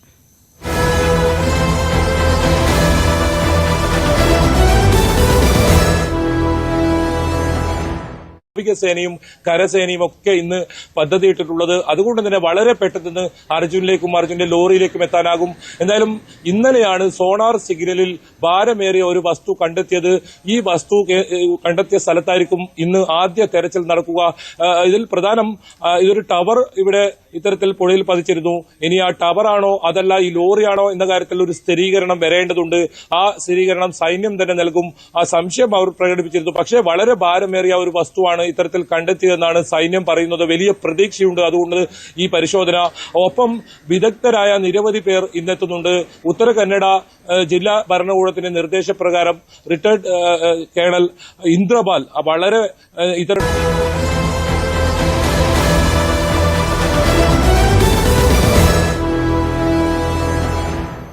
തിരികെ വാർത്തകളിലേക്ക്. ബജറ്റിൽ വിവിധ സംസ്ഥാനങ്ങൾക്ക് പരിഗണന ലഭിക്കാത്തതിൽ പ്രതിഷേധം കടുപ്പിക്കാൻ ഇന്ത്യ സഖ്യം. പാർലമെന്റിന് അകത്തും പുറത്തും പ്രതിഷേധിക്കും. വിവരങ്ങളുമായി രഞ്ജിത്ത് രാമചന്ദ്രൻ നാഷണൽ ഡെസ്കിൽ നിന്ന് ചേരുകയാണ്. രഞ്ജിത്ത്, 3ാം മോദി സർക്കാരിന്റെ ആദ്യ ബജറ്റിനെതിരെ വലിയ പ്രതിഷേധം ഉയർത്തുകയാണ് പ്രതിപക്ഷം. ആന്ധ്രയ്ക്കും ബീഹാറിനും കൈനിറയെ കൊടുത്തപ്പോൾ നമുക്കറിയാം കേരളം, കർണാടക, തമിഴ്നാട് പോലെയുള്ള സംസ്ഥാനങ്ങളുടെ ഒന്നും പരിഗണിക്കുക പോലും ചെയ്യാതെ പോയൊരു ബജറ്റാണ്. നേരത്തെ ഈ ബജറ്റിന് മുമ്പ് മാധ്യമങ്ങളെ കണ്ടപ്പോൾ പ്രധാനമന്ത്രി പറഞ്ഞത് ജനപ്രിയ ബജറ്റ് ആയിരിക്കുമെന്നുള്ളതാണ്. പക്ഷേ വിവേചനപരമായ ബജറ്റ് എന്നാണ് ഇന്ത്യ സഖ്യം വിശേഷിപ്പിക്കുന്നത്, അല്ലേ? തീർച്ചയായും 2 സംസ്ഥാനങ്ങൾക്ക്, പ്രത്യേകിച്ചും ആന്ധ്രാപ്രദേശിനും ബീഹാറിനും ഈ ബജറ്റിൽ നൽകിയ വല്ലാത്ത പരിഗണന, അതിനെ ഒരു സംസ്ഥാന ബജറ്റാണ് അവതരിപ്പിച്ചത് എന്ന ആക്ഷേപമാണ്, പരിഹാസമാണ് ഇത്തരത്തിൽ പ്രതിപക്ഷം ഉന്നയിക്കുന്നത് എന്നുള്ളതാണ്. ഇതൊരു കേന്ദ്ര ബജറ്റല്ല, ഇത് ചില സംസ്ഥാനങ്ങൾക്ക് വേണ്ടി മാത്രമുള്ള ബജറ്റാണ് എന്ന കാര്യത്തിലാണ് ഇപ്പോൾ പ്രതിപക്ഷം കടുപ്പിക്കുന്നത് എന്നുള്ളതാണ് ഏറ്റവും പ്രധാനപ്പെട്ട കാര്യം. ഇന്ന് രാവിലെ മുതൽ തന്നെ പാർലമെന്റിന്റെ പ്രധാന ഗേറ്റായ മകര ഗേറ്റിലിരുന്ന് പ്രതിപക്ഷ MP മാർ ഇതുമായി ബന്ധപ്പെട്ട് പ്രതിഷേധിക്കുന്നുണ്ട്. രാവിലെ മുതൽ തന്നെ പ്രതിഷേധം ഡൽഹിയിൽ ആരംഭിച്ചു കഴിഞ്ഞു ഇതിനകം തന്നെ. അത് മാത്രമല്ല, പാർലമെന്റിനകത്തും പുറത്തുമുള്ള പ്രതിഷേധം ഇന്നും വരും ദിവസങ്ങളിലും ഉണ്ടാകുമെന്നുള്ള മുന്നറിയിപ്പും പ്രതിപക്ഷം നൽകുന്ന പശ്ചാത്തലം ഇതിനോട് ചേർത്ത് വായിക്കണം. അതേസമയം ബജറ്റുമായി ബന്ധപ്പെട്ട് ഇന്നു മുതൽ ചർച്ച ആരംഭിക്കുന്നുണ്ട്. ഈ ചർച്ച ബഹിഷ്കരിക്കില്ല. ചർച്ച ബഹിഷ്കരിക്കാതെ തന്നെ ചർച്ചയിൽ പങ്കെടുത്തുകൊണ്ടുള്ള പ്രതിഷേധം അറിയിക്കലായിരിക്കും പ്രതിപക്ഷ നേതാക്കളുടെ ഭാഗത്ത് ഉണ്ടാകുക എന്നുള്ളതാണ്. മറ്റൊരു പ്രധാനപ്പെട്ട കാര്യം, ഈ നീതി ആയോഗ് യോഗം ചേരുന്നുണ്ട് വരും ദിവസം. കാരണം മൂന്നാം മോദി സർക്കാർ അധികാരത്തിൽ വന്നതിന് ശേഷമുള്ള ആദ്യ നീതി ആയോഗ് യോഗമാണ്. ഇതിൽ പങ്കെടുക്കേണ്ട എന്നുള്ള തീരുമാനത്തിൽ പ്രതിപക്ഷ മുഖ്യമന്ത്രിമാരാണ് യോഗത്തിൽ പങ്കെടുക്കേണ്ടത്. അതായത് സംസ്ഥാനങ്ങളിൽ നിന്നുള്ള ഈ പ്രതിപക്ഷ മുഖ്യമന്ത്രിമാർ ഇതിൽ പങ്കെടുക്കേണ്ട എന്ന തീരുമാനം എടുത്തിട്ടുണ്ട് എന്ന വിവരങ്ങളും പുറത്തുവരുന്നുണ്ട്. മമതാ ബാനർജി പക്ഷേ ഇക്കാര്യത്തിൽ നിലപാട് വ്യക്തമാക്കിയിട്ടില്ല. മമതയും ഇന്ന് ഈ വിഷയത്തിൽ പ്രതികരിക്കും എന്നാണ് അറിയേണ്ടത്. മറ്റൊരു പ്രധാനപ്പെട്ട കാര്യം, ആര്യ, കർഷകരുടെ പ്രതിഷേധം ഡൽഹിയിൽ വീണ്ടും ആരംഭിച്ചേക്കും എന്നുള്ള സൂചനകൾ ലഭ്യമാകുന്നുണ്ട്. കാരണം ബജറ്റിൽ കർഷകർക്ക് വേണ്ട പരിഗണന കിട്ടിയില്ല എന്നുള്ളതാണ് അവരുടെ ആക്ഷേപം. ഈ താങ്ങുവില നിയമവിധേയമാക്കുക, കർഷകരുടെ കടങ്ങൾ എഴുത്തള്ളുക തുടങ്ങിയ ആവശ്യങ്ങൾ കർഷകർ നേരത്തെ മുന്നോട്ട് വെച്ചിരുന്നു. അതനുസരിച്ചാണ് ഡൽഹിയിലെ സമരം അവസാനിപ്പിക്കാൻ തയ്യാറായത്, പ്രഖ്യാപനം ഉണ്ടാകുമെന്ന തരത്തിൽ. പക്ഷെ അത് ഉണ്ടായില്ല. അപ്പോൾ പ്രധാനമന്ത്രിയുടെ കോലം കത്തിച്ചടക്കമുള്ള പ്രതിഷേധത്തിന് കർഷക സംഘടനകൾ ആഹ്വാനം ചെയ്യുന്നു എന്നുള്ള വിവരങ്ങളും പുറത്തു വരുന്നുണ്ട്. ഒപ്പം രാഹുൽ ഗാന്ധിയോട് ഈ വിഷയങ്ങൾ പാർലമെന്റിൽ ഒരു സ്വകാര്യ ബില്ലായി അവതരിപ്പിക്കണം എന്നുള്ള ആവശ്യവും കർഷക സംഘടനകൾ മുന്നോട്ട് വെച്ചിട്ടുണ്ട് എന്നുള്ള വിവരങ്ങളാണ് അറിയുന്നത്. ഏതായാലും പാർലമെന്റിന്റെ നടപടിക്രമങ്ങൾ പ്രക്ഷുബ്ധമാകുമെന്ന കാര്യത്തിൽ യാതൊരു സംശയവുമില്ല. പ്രതിപക്ഷം വർദ്ധിത വീര്യത്തോടുകൂടി പാർലമെന്റ് ഇരുസഭകളിലും ആചരിക്കുകയും ചെയ്യും. ആര്യ, തീർച്ചയായും. രഞ്ജിത്ത് രാമചന്ദ്രനാണ് വിവരങ്ങൾ നൽകിയത്. നീറ്റ് UG കൌൺസിലിംഗ് തീയതി ഉടൻ പ്രഖ്യാപിക്കും. പുനഃപരീക്ഷ വേണ്ടെന്ന് സുപ്രീം കോടതി ഉത്തരവിട്ട സാഹചര്യത്തിലാണ് NDAയുടെ നടപടി. പുതുക്കിയ മാർക്ക് ലിസ്റ്റും NDA ഉടൻ പ്രസിദ്ധീകരിക്കും.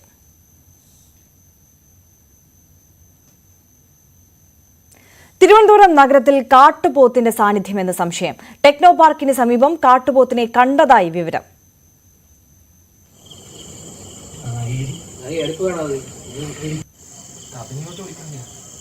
മനസ്സിലാക്കുന്നത് ഇപ്പോൾ ഒരാഴ്ച മുമ്പ് ഇവിടെ ഉണ്ടായിരുന്ന പ്രദേശത്തുണ്ടായിരുന്നൊരു വേറൊരു സ്ത്രീ ഇങ്ങനെ വാട്സാപ്പ് വഴി അറിയിച്ചായിരുന്നു.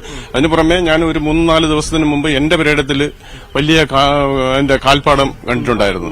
അപ്പം ഞങ്ങൾ വിചാരിച്ചു പന്നീരായിരിക്കും, പക്ഷേ അങ്ങനെയല്ല, വലിയ ഒരു കാൽപ്പാടമായിരുന്നു. അങ്ങനെ ഒന്നാണ് ഞങ്ങൾ മനസ്സിലാക്കിയത്. പക്ഷെ അന്നേരം നമുക്ക് മനസ്സിലായില്ല. ഇന്നലെ വൈകുന്നേരത്താണ് നമ്മളിവിടുന്ന് പിള്ളേർ കളിക്കുന്ന ഗ്രൗണ്ടിൽ നിന്ന് ഇങ്ങനെ ക്രോസ് ചെയ്ത് ഇങ്ങനെ ഈ ഭാഗത്തൂടെ എന്റെ വീടിന്റെ CCTV ആണ് ഇപ്പോൾ പുറത്തു വന്നിട്ടുള്ളത്. അതാണ് അതിന്റെ വിഷ്വലാണ് ഇപ്പൊ വന്നിട്ടുള്ളത്. ഇതിപ്പോ ഫോറസ്റ്റ് പല മേഖലകളിലായിട്ട് പരിശോധന നടത്തുന്നുണ്ട്. വനമേഖലയുണ്ടോ മുകളിൽ? വനമേഖലയൊന്നുമില്ല, ഈ പ്രദേശത്ത് വനമേഖലയില്ല. ഇപ്പോൾ ടെക്നോസിറ്റിക്ക് എടുത്തിട്ടേക്കുന്ന പീരീഡ് ആയതുകൊണ്ടാണ് കുറച്ച് കാട് കയറി ഇങ്ങനെ കിടക്കുന്നത്. എല്ലാ മൃഗങ്ങളും ഉണ്ട്. കുരങ്ങ്, പന്നി ശല്യം ഒരുപാടുണ്ട്. ഇങ്ങനെയൊക്കെ ഒരുപാട് വിഷയങ്ങളുണ്ട് ഇവിടെ. അതായിട്ടാണ് പോകുന്നത്. ഒരുപാട് ആളുകൾ കണ്ടതായിട്ട് പറയുന്നുണ്ട്. ഉണ്ട്, ഒരുപാട് പേര് കണ്ടിട്ടുണ്ട്. ഒരുപാട് പേര് ഇവിടെ കണ്ടിട്ടുണ്ട്. അത് ഭയപ്പാടുണ്ട് കുട്ടികളൊക്കെ പോകുമ്പോഴേ? ഭയപ്പാടുണ്ട്, തീർച്ചയായിട്ടും ഭയപ്പാടുണ്ടാവുമല്ലോ. കുട്ടികളും എന്നോട് കൊച്ചു കുട്ടികളൊക്കെ നടന്നു പോകുന്ന വഴിയല്ലേ. അങ്ങനെയൊക്കെയുള്ള വിഷയങ്ങളുണ്ട്. ഭയപ്പാട് തന്നെയാണ്. ഇതിനു മുൻപ് ഇവിടെ കാട്ടുപോത്ത് വന്നിട്ടില്ല? ഇല്ല, ഇത് ഫസ്റ്റ് ടൈമാണ് ഇത് ഇങ്ങനെ വന്നിട്ടുള്ളത്. ടെക്നോ പാർക്കിന്റെ ഫേസ് 4ലാണ് ഇത്തരത്തിൽ കാട്ടുപോത്തിന്റെ സാന്നിധ്യം കണ്ടത്. അതിന്റെ CCTV ദൃശ്യങ്ങളാണ് പ്രേക്ഷകർ കാണുന്നത്. ക്ഷമിക്കണം, വീഡിയോ മറ്റാരോ പകർത്തിയ ദൃശ്യങ്ങളാണ് കാണുന്നത്. വനം വകുപ്പ് ഉദ്യോഗസ്ഥർ എന്തായാലും സ്ഥലത്ത് എത്തിയിട്ടുണ്ട്. പരിശോധന നടക്കുകയാണ്. ഇത്രത്തോളം ആളുകൾ ജനവാസ മേഖലയിലാണ് കാട്ടുപോത്ത്, അതും നഗരത്തിന്റെ ഒരു ഭാഗത്ത് തന്നെയാണ് കാട്ടുപോത്തിനെ കാണുന്നത് എന്നുള്ളതാണ് ഏറെ ആശങ്ക സൃഷ്ടിക്കുന്ന കാര്യം. തിരുവനന്തപുരം കഴക്കൂട്ടത്താണ് ഇത്തരത്തിൽ കാട്ടുപോത്തിന്റെ സാന്നിധ്യം ഉള്ളത്.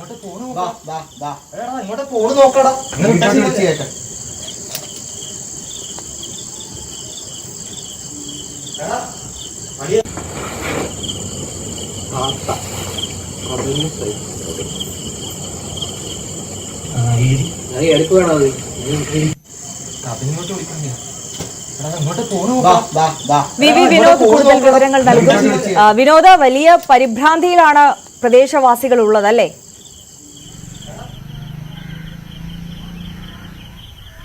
അറിയ അങ്ങനെ തന്നെയാണ്. കാരണം ഇവിടെ ആദ്യമായിട്ടാണ് ഇങ്ങനെ കാട്ടുപോത്തിന്റെ സാന്നിധ്യം ഉണ്ടാകുന്നത്. ടെക്നോ പാർക്ക് ഫേസ് 4 ആണ്.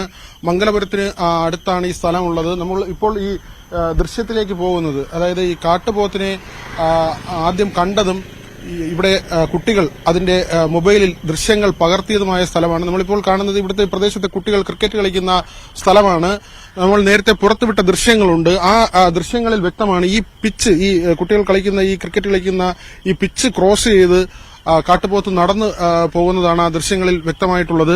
ആ ഭാഗത്ത് ഒരു വനമേഖലയ്ക്ക് അല്ലെങ്കിൽ ആ ഒരു സാമ്യമുള്ള തരത്തിലുള്ള ഒരു ഭൂപ്രകൃതിയാണ്. ധാരാളം വൃക്ഷങ്ങളൊക്കെ നിൽക്കുന്ന സ്ഥലമാണ്, വിജനമായ സ്ഥലമാണ്. അതിന് ഉള്ളിൽ നിന്നാണ് ഇവിടേക്ക് കാട്ടുപോത്തിനെ ആദ്യം കാണുന്നത്, ഇവിടേക്ക് ഇറങ്ങി വരുന്നതായി ആദ്യം കാണുന്നത്. തൊട്ടടുത്ത് തന്നെയുള്ള വീടുണ്ട്. ഇവിടെ ടെക്നോ പാർക്കിന്റെ തന്നെ ക്യാമ്പസിൽ പഠിക്കുന്ന കുട്ടികൾ വാടകയ്ക്ക് താമസിക്കുന്ന ഒരു കെട്ടിടമാണ്. ഈ കെട്ടിടത്തിൽ ഉണ്ടായിരുന്ന വിദ്യാർത്ഥികളാണ് ദൃശ്യങ്ങൾ പകർത്തിയത്. കാട്ടുപോത്ത് ഈ ഭാഗത്തുകൂടി നടന്നു പോകുന്നതിന്റെ ദൃശ്യങ്ങൾ പകർത്തിയത് ഈ വീട്ടിൽ താമസിക്കുന്ന വിദ്യാർത്ഥികളാണ്. ഇപ്പോഴും ഫോറസ്റ്റിന്റെ, വനം വകുപ്പിന്റെ പരിശോധന തുടരുകയാണ്. 3 സംഘങ്ങളായി തിരിഞ്ഞുള്ള പരിശോധനയാണ് നടത്തുന്നത്. ഏതാണ്ട് 600 ഏക്കറോളം സ്ഥലം ഇവിടെ ടെക്നോ പാർക്കിന്റെ വികസനത്തിനായി ഏറ്റെടുത്തിട്ടുണ്ട്. 4ാം ഘട്ട വികസനത്തിനായി ഏതാണ്ട് 600 ഏക്കറോളം സ്ഥലമാണ് ഏറ്റെടുത്തിട്ടുള്ളത്. അവിടെ പല സ്ഥലത്തും ഈ വനപ്രദേശവുമായി സാമ്യമുള്ള തരത്തിലാണ് ഇവിടുത്തെ ഒരു ഭൂപ്രകൃതി. വിജനമായ സ്ഥലമാണ്, ആളൊഴിഞ്ഞ സ്ഥലമാണ്, കാട് കയറിയ സ്ഥലങ്ങളാണ്. അതുകൊണ്ട് തന്നെ ഇതിനെ കണ്ടെത്തുക എളുപ്പമുള്ള കാര്യമല്ല. കാട്ടുപോത്തിനെ കണ്ടെത്തുക എളുപ്പമുള്ള കാര്യമല്ല. കാട്ടുപോത്ത് ഇങ്ങനെ ഇവിടെ എത്തി എന്നത് സംബന്ധിച്ചുള്ള ചോദ്യങ്ങൾ, അതിന് വനം വകുപ്പ് ഒരു പ്രാഥമികമായി നൽകുന്ന വിശദീകരണം ഈ പാലോട് മേഖലയിൽ നിന്ന് ഒറ്റപ്പെട്ട് വന്ന കാട്ടുപോത്താകാം. കാരണം ഈ ദൃശ്യങ്ങളിലെല്ലാം ഈ കാട്ടുപോത്ത് ഒരു കാട്ടുപോത്തിനെ മാത്രമാണ് കാണാൻ കഴിയുന്നത്. ഒറ്റപ്പെട്ട് വന്നതാണ്.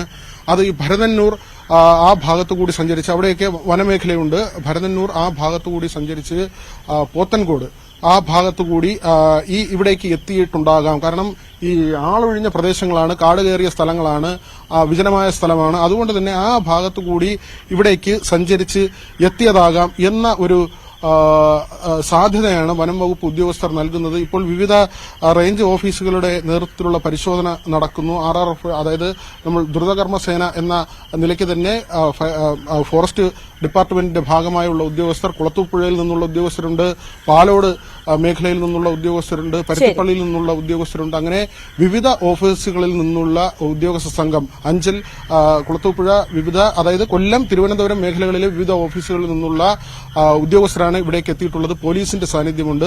വനം വകുപ്പ് ഇതിനെ പിടികൂടാനുള്ള ഒരു ശ്രമമാണ് നടത്തുന്നത്. ഇതിന്റെ സാന്നിധ്യം ഏറ്റവും ഒടുവിൽ കണ്ടെത്തിയ മേഖലയിലാണ് ഇപ്പോൾ തിരച്ചിൽ നടത്തുന്നത്. അവിടെ ഇലകൾ ഭക്ഷിച്ചു പോയതിന്റെയും അതോടൊപ്പം തന്നെ വിസർജ്യം കണ്ടെത്തിയിട്ടുമുണ്ട്. ആ ഒരു മേഖല കേന്ദ്രീകരിച്ചുള്ള അന്വേഷണമാണ് ഇപ്പോൾ പുരോഗമിക്കുന്നത്. ആര്യ, തീർച്ചയായും വി വിനോദാണ് വിവരങ്ങൾ നൽകിയത്. കൊച്ചിയിൽ യുവാവിനെയും പിതാവിനെയും റോഡിലൂടെ വലിച്ചിഴച്ച സംഭവത്തിൽ ഇന്ന് അറസ്റ്റ് രേഖപ്പെടുത്തും. പോലീസ് രജിസ്റ്റർ ചെയ്ത 2 എഫ്ഐആറിലും ഇന്ന് അറസ്റ്റ് രേഖപ്പെടുത്തും.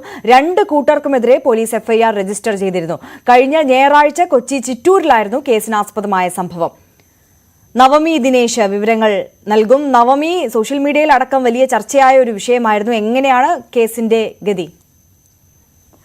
ആര്യ, കഴിഞ്ഞ ഞായറാഴ്ചയായിരുന്നു സന്തോഷിനെയും, ചിറ്റൂർ സ്വദേശികളായ സന്തോഷിനെയും മകൻ അക്ഷയെയും കാറിലെത്തിയ സംഘം റോഡിലൂടെ വലിച്ചിഴച്ചു കൊണ്ടുപോകുന്ന ദൃശ്യങ്ങൾ സമൂഹ മാധ്യമങ്ങളിലടക്കം പ്രചരിച്ചത്. പിന്നീട് മാധ്യമങ്ങൾ ഇതിൽ വാർത്തയാകുകയും ചെയ്തിരുന്നു. ഇതിനെ തുടർന്നാണ് പോലീസ് കേസെടുത്തത്. ആദ്യം പറഞ്ഞത് ഈ അക്ഷയും അക്ഷയുടെ സഹോദരിയും ബൈക്കിൽ യാത്ര ചെയ്യുമ്പോൾ കാറിലെത്തിയ സംഘത്തിൽ വാഹനം ഓടിക്കുന്ന സമയത്ത് ചെളി തെറിച്ചിരുന്നു. ഇത് വഴിയിൽ വെച്ച് ഇവരൊരു സംഘർഷം ഉണ്ടാവുകയും പിന്നീട് അക്ഷയും സഹോദരിയും വീട്ടിലേക്ക് പോവുകയും ചെയ്തു. ഈ വീട്ടിലേക്ക് പിന്തുടർന്നെത്തിയ കാറ് അക്ഷയിനെയും വിളിക്കുകയും ഭീഷണിപ്പെടുത്തുകയും ചെയ്തിരുന്നു. ഇത് ഇടപെടാൻ പോയ അച്ഛനെയും അക്ഷയിനെയുമായിരുന്നു ഈ കാറിലുണ്ടായിരുന്ന സംഘം വലിച്ചിഴച്ച് പോയിരുന്നത്. പിന്നീട് ഈ കാറിലുണ്ടായിരുന്നവർ ദൃശ്യങ്ങളടക്കം പോലീസിന് കൈമാറുകയും ചെയ്തു. ഇവർ പറയുന്നത് ഈ പോലീസിൽ കേസ് കൊടുക്കുന്നതിനു വേണ്ടി ഈ ബൈക്കിന്റെ നമ്പർ നോട്ട് ചെയ്യുന്നതിന് വേണ്ടിയിട്ടാണ് ഞങ്ങൾ അവരെ ഫോളോ ചെയ്തത്. ആ സമയത്താണ് ഈ അക്ഷയും അച്ഛനും ഒപ്പം നാട്ടുകാരും ചേർന്ന് തങ്ങളെ കാറ് വളയുകയും തന്റെ ആ കാറിലുണ്ടായിരുന്ന ഒരു സ്ത്രീയും 2 പുരുഷന്മാരും, ഇത് വണ്ടി ഓടിച്ചിരുന്ന ഡ്രൈവറെ അടക്കം ഭീഷണിപ്പെടുത്തുകയും കാറിൽ നിന്നും ഇറങ്ങാൻ പ്രേരിപ്പിക്കുകയും ഒപ്പം മർദ്ദിക്കുന്ന ഒരു സാഹചര്യം ഉണ്ടായി. ഇതിൽ നിന്ന് രക്ഷപ്പെടാൻ വേണ്ടിയിട്ടാണ്, അതായത് സന്തോഷിൽ നിന്നും അക്ഷയിൽ നിന്നും നാട്ടുകാരിൽ നിന്നും രക്ഷപ്പെടാൻ വേണ്ടി വേഗം കാറ് മുന്നോട്ടെടുത്തതാണ്. ഈ സമയത്താണ് അബദ്ധവശാൽ സന്തോഷും മകനും കാറിൽ അകപ്പെടുകയും അവരെയും കൊണ്ട് കുറച്ചു ദൂരം പോവുകയും ചെയ്തിരുന്നുവെന്ന്. എന്തായാലും പോലീസ് എഫ്ഐആർ 2 പേർക്കെതിരെയും എടുത്തിട്ടുണ്ട്. ഇന്ന് അറസ്റ്റ് രേഖപ്പെടുത്തും. ശരി, നവമി ദിനേശാണ് വിവരങ്ങൾ നൽകിയത്. മലയാള സിനിമാ മേഖലയിലെ പ്രശ്നങ്ങൾ പഠിച്ച ജസ്റ്റിസ് ഹേമ കമ്മീഷൻ റിപ്പോർട്ട് ഇന്ന് പുറത്തുവിടും. റിപ്പോർട്ടിലെ 62 പേജുകൾ ഒഴിവാക്കിയുള്ള ഭാഗമാകും വിവരാവകാശ നിയമപ്രകാരം പുറത്തുവിടുക. 295 പേജുള്ള റിപ്പോർട്ടിൽ 233 പേജുകളാകും ലഭ്യമാവുക. സ്വകാര്യത ഹനിക്കുന്ന ഭാഗങ്ങൾ ഒഴിവാക്കി റിപ്പോർട്ട് പരസ്യപ്പെടുത്തണമെന്ന വിവരാവകാശ കമ്മീഷൻ ഉത്തരവിന്റെ അടിസ്ഥാനത്തിലാണ് നടപടി. കൊച്ചിയിൽ നടി ആക്രമിക്കപ്പെടുന്നതിനെ തുടർന്നാണ് സിനിമാ മേഖലയിലെ പ്രശ്നങ്ങൾ പഠിക്കാൻ സർക്കാർ കമ്മീഷനെ നിയോഗിച്ചത്. മലപ്പുറത്ത് നിപ്പ ആശങ്ക കുറയുന്നു. ഇതുവരെ പുറത്തുവന്ന എല്ലാ ഫലങ്ങളും നെഗറ്റീവ് ആണെന്നത് ആരോഗ്യവകുപ്പിന് പ്രതീക്ഷ നൽകുന്നു. ഇന്നലെ പുറത്തുവന്ന 17 സ്രവ പരിശോധനാ ഫലങ്ങളും നെഗറ്റീവായിരുന്നു. നിലവിൽ 460 പേരാണ് സമ്പർക്ക പട്ടികയിലുള്ളത്. ഇതിൽ 220 പേർ ഹൈറിസ്ക് വിഭാഗത്തിൽ ഉൾപ്പെട്ടവരാണ്. രോഗപ്രതിരോധ പ്രവർത്തനങ്ങളുടെ ഭാഗമായി പാണ്ടിക്കാട്, ആനക്കയം ഗ്രാമപഞ്ചായത്തുകളിലായി ആരോഗ്യവകുപ്പിന്റെ നേതൃത്വത്തിൽ ഇതുവരെ 18,055 വീടുകൾ സന്ദർശിച്ചു. രോഗബാധയുമായി ബന്ധപ്പെട്ട് യാതൊരു ആശങ്കയുടെയും ആവശ്യമില്ലെന്ന് ആരോഗ്യമന്ത്രി വീണ ജോർജ് വ്യക്തമാക്കി. നിപ സ്രവ പരിശോധനയ്ക്കായി നാഷണൽ ഇൻസ്റ്റിറ്റ്യൂട്ട് ഓഫ് വൈറോളജിയുടെ മൊബൈൽ ലബോറട്ടറി കോഴിക്കോട് പ്രവർത്തനം തുടങ്ങിയിട്ടുണ്ട്. കൂടുതൽ സാമ്പിളുകൾ ഇവിടെ നിന്ന് പരിശോധിക്കും. വാർത്താരംഭം പൂർണ്ണമാവുകയാണ്. ഇനി ന്യൂസ് ട്രെൻഡ്സ് കാണാം. നമസ്കാരം.